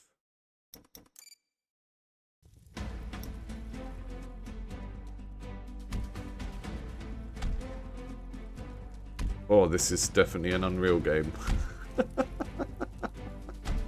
All these shadows and stuff just like feels so noisy because of the kind of what appear to be. I mean, maybe they're baked. I don't know what's happening at a technical level, but there's so much contrast in all of this shadow and stuff. And I'm beating up squirrels or foxes. I like the controls so far. I like that we're kind of auto-battling. You know, I'm quite fine with auto-battling being totally auto. Because it kind of... It's about how the kind of weapons feel when you stack them on top of each other rather than the moment-to-moment aiming. But I like this kind of middle ground where basically I'm aiming but I'm not clicking. I'll just move myself over because my spells are there. I'm moving, I'm not having to click to attack. So the attack is happening automatically, but I'm controlling my direction with the thing.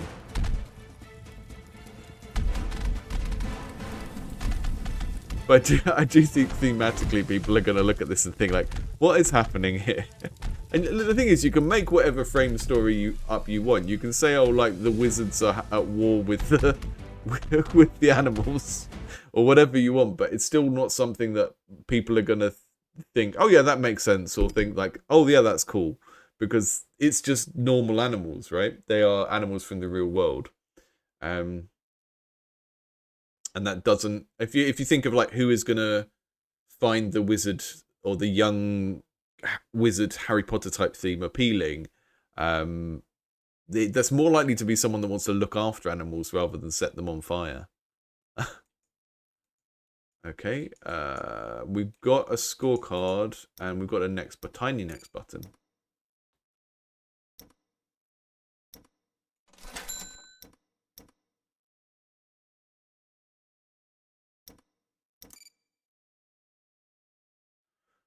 Fire and wind is pierce. Fire and moon. Is that a moon? Is that an ice? Interesting. Maybe there looks like there might be some interesting sort of system of combining the magic here. And I find that quite appealing, but it's maybe just a bit too much information straight away for me. We're going to the forest. It's the only place we can go. I haven't played this one. I did bring it up and talk about it at the end of yesterday's stream because it was on, because I was just teasing stuff for people, but haven't actually played this one. Yeah, I don't know why my webcam doesn't like this one. It's just high graphics Unreal game, the classic scourge of webcams everywhere.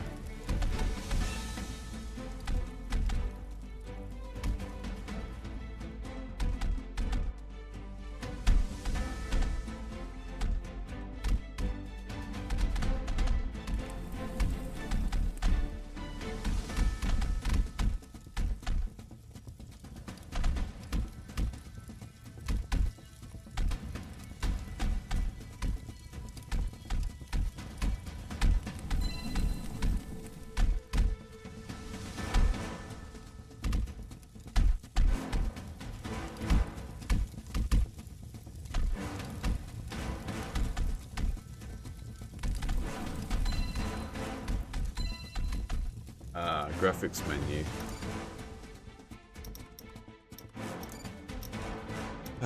Yeah, I know that you want to impress people with your graphics, but I would always default them to a medium setting rather than the highest. If you can't automatically detect what setting they should be on for people, then just default them to what's going to run well. I find that blurriness already kind of makes the game sort of easier to see.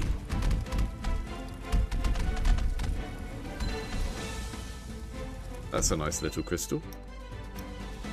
Let's do wind and fire.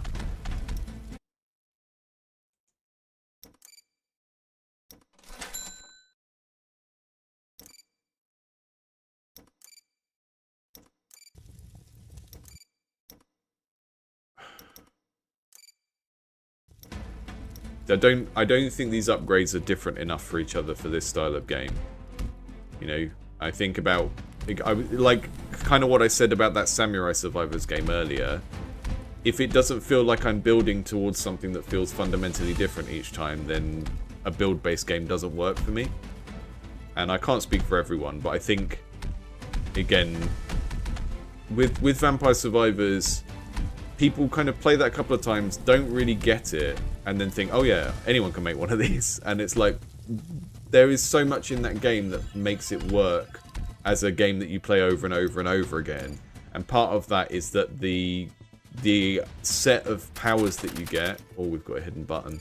The set of powers that you get in Vampire Survivors kind of change how it feels to move around on fire every time you play it.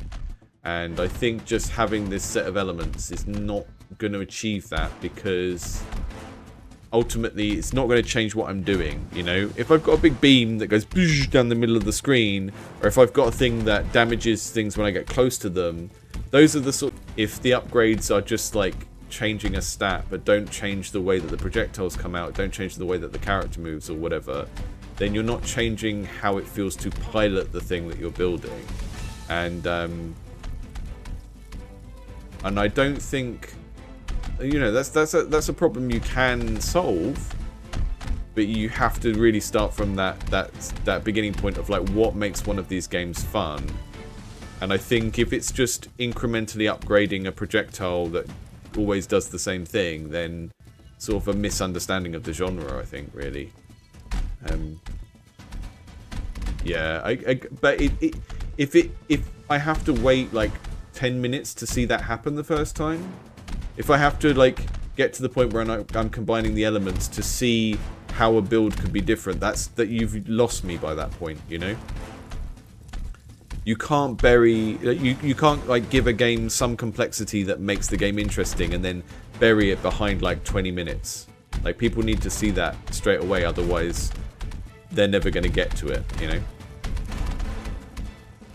Like a game where I'm just kiting enemies, there's nothing wrong with that at a base level, but that doesn't go with like a kind of polished, high quality, like realistic graphics Unreal game. Because as soon as you're in that territory, you're in, you know, $5 to $10 Steam games, and people who want to spend that much on a game don't want to just kite enemies while running around. They need a bit more. So like this gameplay that we're seeing right at this moment, this would be fine as a web portal game, but then it can't work as a web portal game because it's a high-spec Unreal game, right? So there's a clash between the kind of technology you're using, the level of graphics, and the kind of complexity of the gameplay. Like there's a potential place for every game, but if the game is very, very simple, then I'm usually going to say, well, this is like a casual game, or it's a web portal game, or something like that. And if you've made a very kind of high-end graphics game on Unreal, then that doesn't really work as a web portal game or as a mobile casual game, you know?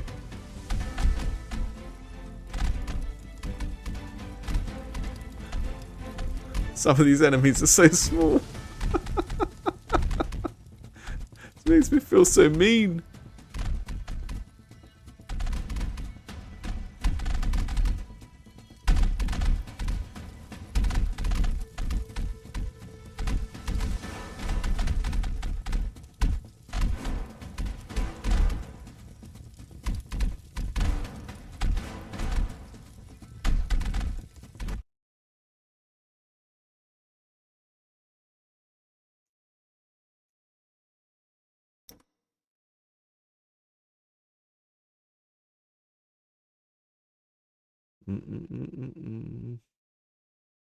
I think there's maybe a way of laying this out to make it a bit quicker to pass.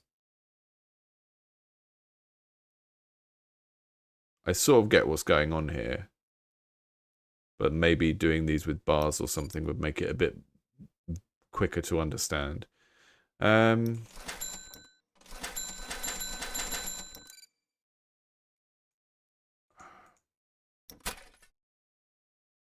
Don't know what I did there. The thing is that, like, the problem for me is that I'm not emotionally invested enough in the core gameplay of running around and attacking stuff to care about the metagame. And like when you have a metagame where there's stuff you can buy, stuff you can unlock, like there's a couple of different things. It's like, okay, maybe that menu could be better. Maybe it could be clearer what it's selling and stuff like that. But I don't feel that this is a compelling enough activity for me to want to invest the time in understanding how any of that kind of spellcraft stuff works. You know? That's the problem for me.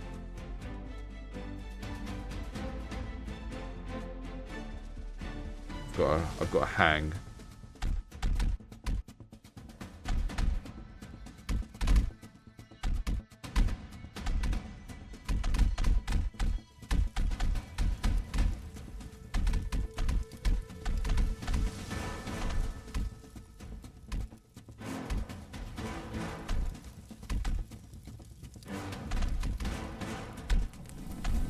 I mean, I don't expect this to be the sort of game where I need to really pay attention to the layout of the map or anything like that. So, I'm not even going into this expecting the map to be anything apart from decorative. So if you're telling me there's stuff in the map, then...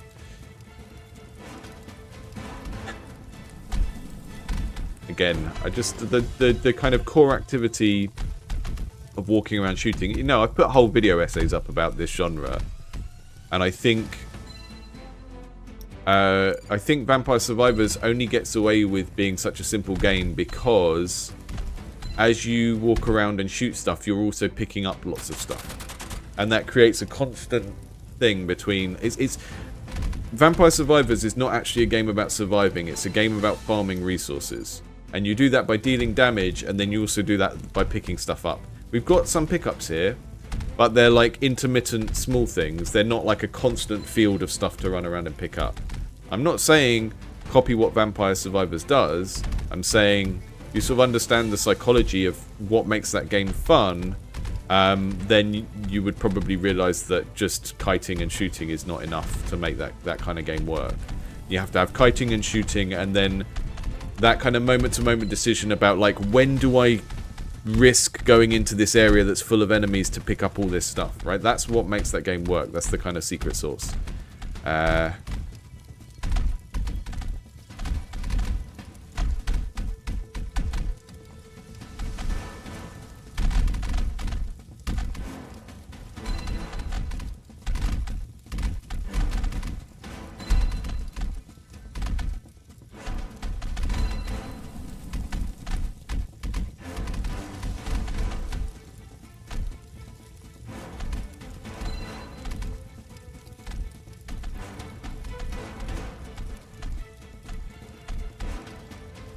Yeah, I've done like an hour's worth of content on how Vampire Survivors works. And I did that partly because I kept receiving games of this sort and just thinking, this game doesn't get it.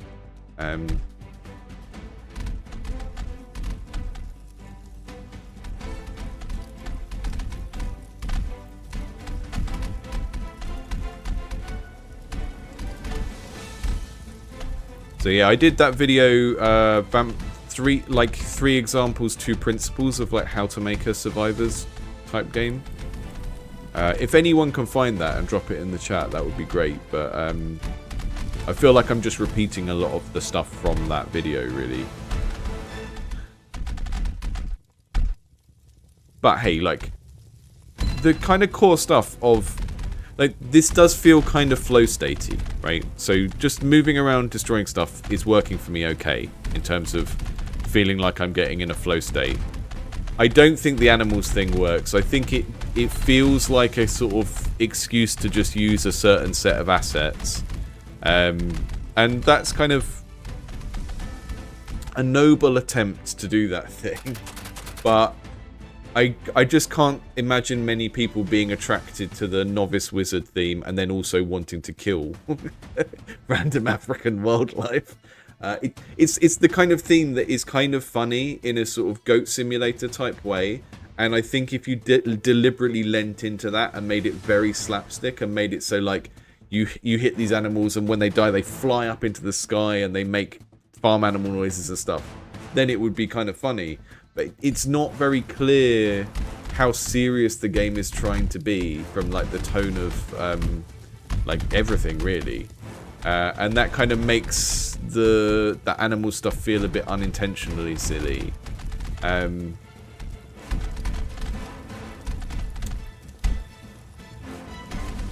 then yeah, it kind of feels that there's just some stuff from Vampire Survivors that if you kind of, like someone in the chat just said, if you understand why it's there, then you kind of understand what this game is missing, because giving me a choice of 3 magics each time that make a little incremental change, but I can't immediately feel that in the game, that's not gonna hook me in long enough to get me to see the deeper stuff in your game. And like, from everything you've told me about this game and from everything I've seen in those menus when I level up, there is some depth there, but the way that it impacts the gameplay or changes it level to level as I level up is just not strong enough. Like, this is quite satisfying, the way that this spell has leveled up and now it's kind of getting caught here and doing this big VFX. But really, I think the first couple of levels of leveling up in a bullet heaven are about, like, every choice I make makes a significant difference to how it feels to be, like, casting my spells or using my weapons or whatever. And by the time I've picked my first 5 weapons, I now have a unique build, and now this time feels different from the last time I played it. Or, you know, maybe certain people just always pick the same stuff. That's kind of what happens with Vampire Survivors. I know that there are people who play it like that, but they feel like that's a choice because there's enough choice there. And it's just the nature of build-based games and run-based games that have builds in them. If there isn't enough variety of builds from one run to the next, then it's sort of not doing what people want from run-based games a lot of the time, I think.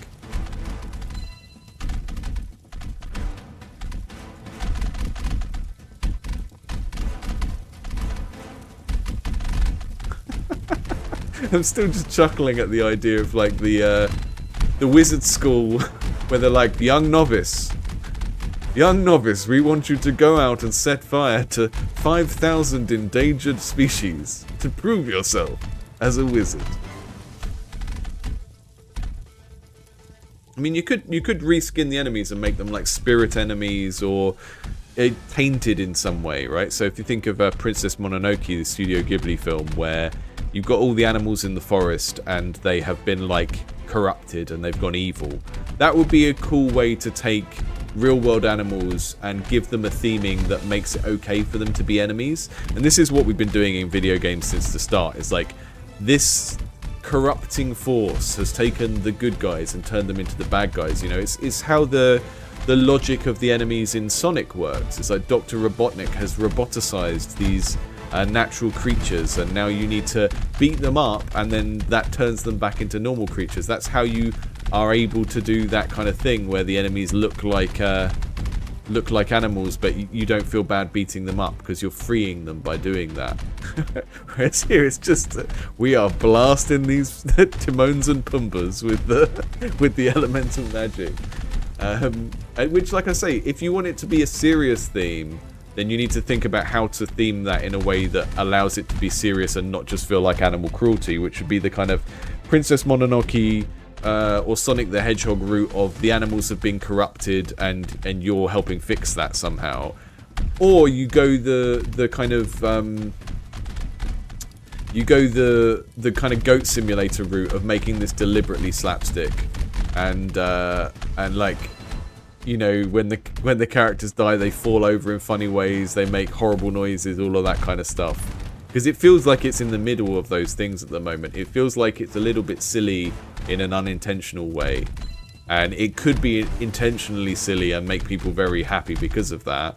Or you could go more down the serious route, in which case it needs to have some sort of a bit more of a reason why these animals are evil. And that could just be like, you know, making them corrupted spirit animals or something that's just a bit cool and a bit kind of dark and edgy or something, because at the moment it's just they are actual animals. And then that makes me wonder about the ecological practices of this wizard school.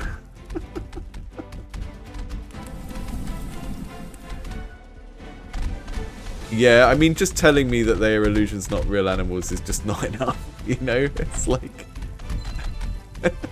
it's like the animal cruelty version of that thing where, you know, people have an anime girl that looks like a teenager and they go, well, actually, she's 4,000. It's like, well, she still looks like a teenager. You know, it's like the animal cruelty version of that.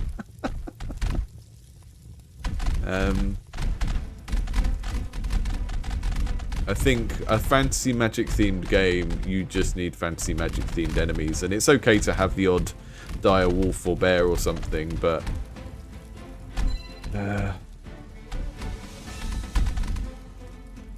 there's a way to use a set of assets in a way that is smart, and you can use these assets, but they need to go through some sort of process to make the thing make sense, because otherwise people will just see it and go, well, you just had a random library of real world animals and you just used them because that's what you got, and you know, that's not creative direction, and that's just thinking with like 100% pragmatism of like, what do I have to use? Oh, I'll use that, and that's fine for learning projects. Yeah, fine, I'll have that. I don't want to negotiate because I don't care to learn what that means. It's fine for learning projects to just use what you've got. As soon as you get to the point where you're thinking, oh, this is a serious game, I wanna polish it, I wanna sell it and stuff, then you need to think more like a kind of creative director, and that means doing what players will think is cool rather than doing what is easy for yourself and then kind of trying to justify it with a story afterwards. Because whatever story you come up with, if things are demons or illusions or whatever, then they need to visually look like the thing. And that is kind of where the kind of limitations of using assets and stuff comes in. I'm blowing up some hay bales now, which is quite fun. That's a really nice destruction effect.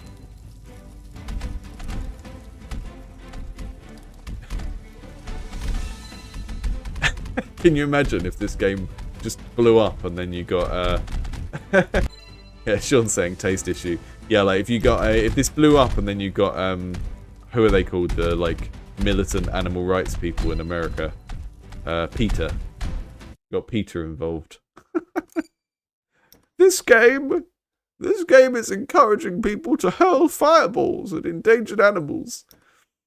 Like, I'm not saying that's a bad thing. I'm not saying your game shouldn't be about using magic on animals. I'm saying if you're going to have a game that is about blasting animals with magic, it's either a serious game where those animals need to obviously look evil in some way, or it's a goofy, deliberately funny game where the slapstick violence of that is clearly played for laughs.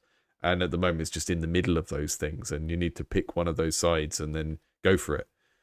They're both going to be more work, because if you want to make it obviously a slapstick jokey game, you need to like throw the animals around and make it feel like very much like a toy that is being like attacked by a small child. And if you want to go the serious route, then you need to do some like visual processing to the enemies to make them look evil and stuff like that. There's always going to be more work involved, but that's you know, that's why big game dev teams have like art leads and creative directors who don't have to do the work themselves.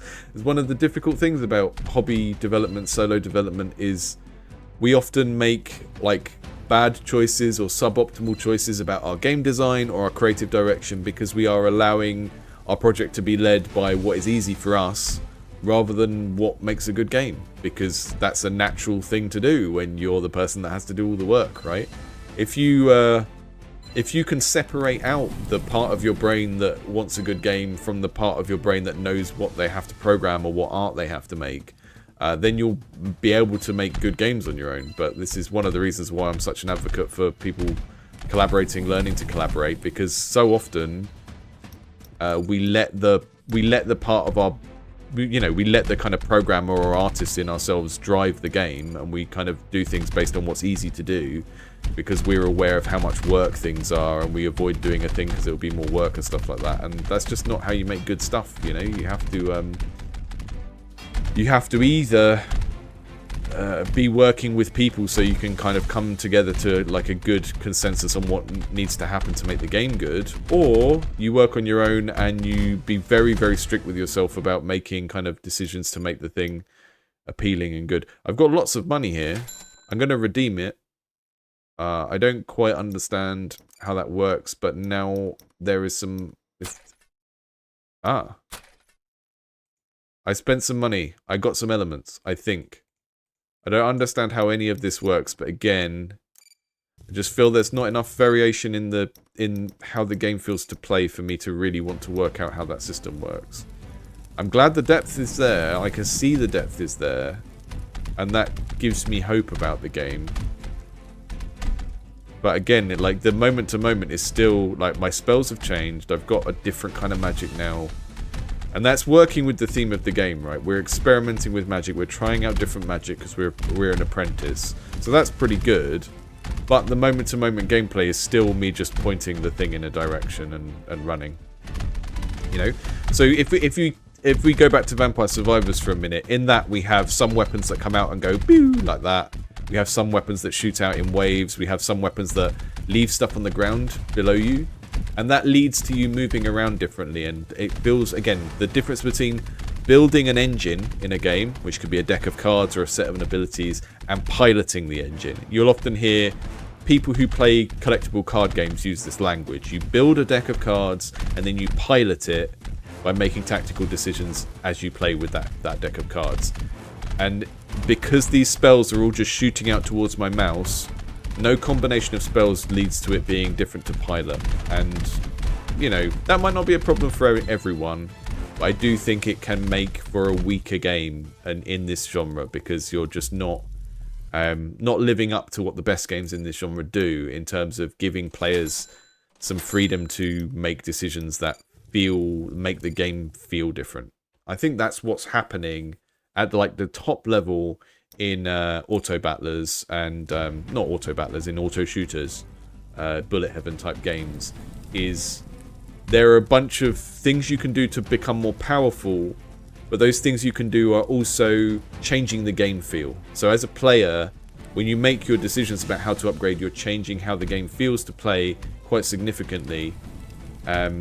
And maybe the system in this game has that, but it just doesn't open up quick enough. And I think a way to fix that would maybe be, well, I mean, there's lots of different approaches, but I think those first few decisions about what magic you get, they just need to lead to different outcomes than you shoot things in the direction of the cursor.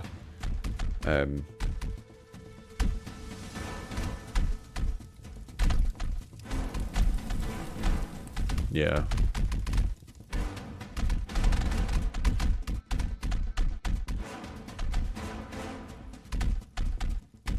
Yeah, like 77 spells. It's great that you've got 77 spells in your game. But if there's like, yeah, just they're a bit hidden, takes a long time to get to them, you know, players aren't sure which ones are going to feel different from each other. All of that stuff. Because I don't just want variations of like what I fire in a direction. I want to have like, you know, something that I build that gives me a shockwave that comes out every so often and all of that kind of stuff. Because that's me then as a player. Then I'm kind of programming the game feel of the game, and I think that is really what makes these games tick when they're really, really strong. I think what you've got here, the progression you've got here of like toying around with the magic, adding elements together to produce different spells, I think that's like a really cool structure and works very well with the theme of being a novice wizard. I think those things go together very well, but you just need to get to actual variation in how the spells feel to use a lot quicker for this to shine, you know?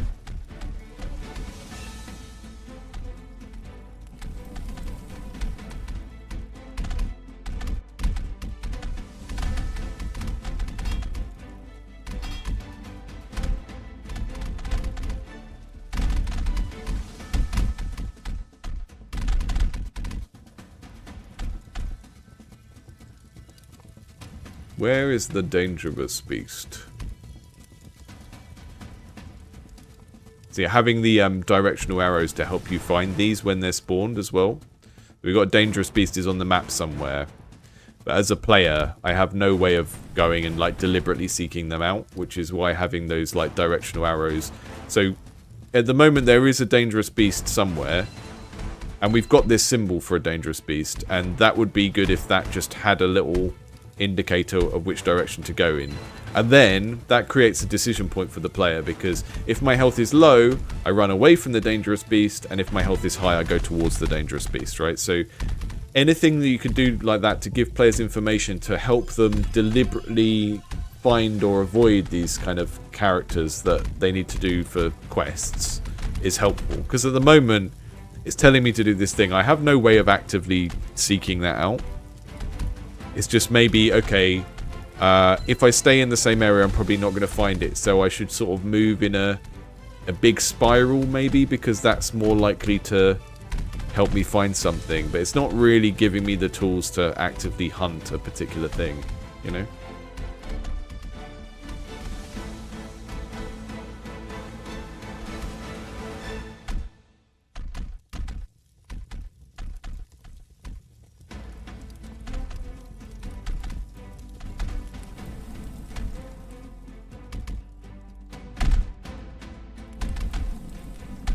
I will never move on the road.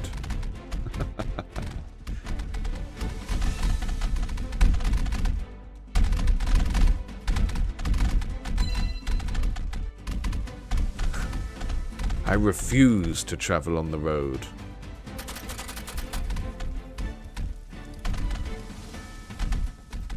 I'm a wizard who only walks on the grass. Okay, so you can actively light these and they summon the particular things. Is that how those torches work? Yeah, I see.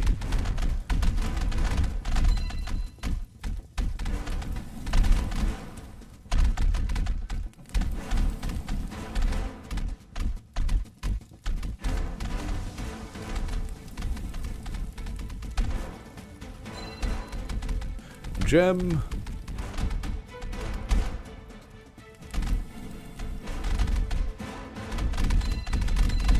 So that at least feels a bit more like I have control over something, because I can kind of search the road, deliberately summon in the more dangerous enemies, and then I'm at least making some sort of choice about what the kind of risk-reward ratio is in the game at that moment, right?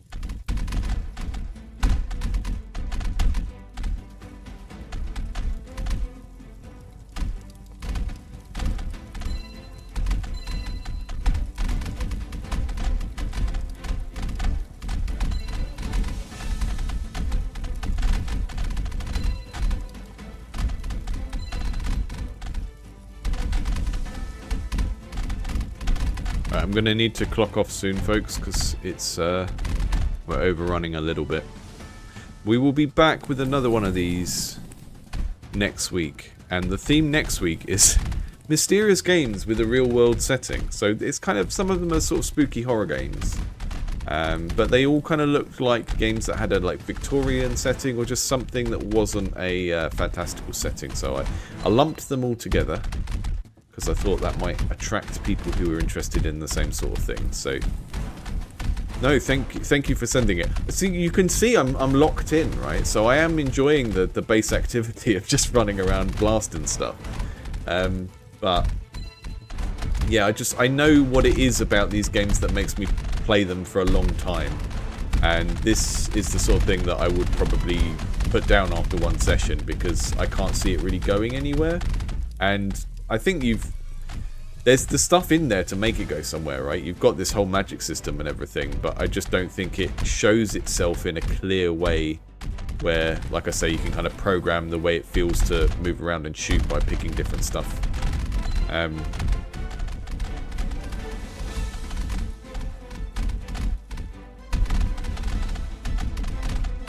Just gonna let myself get eaten.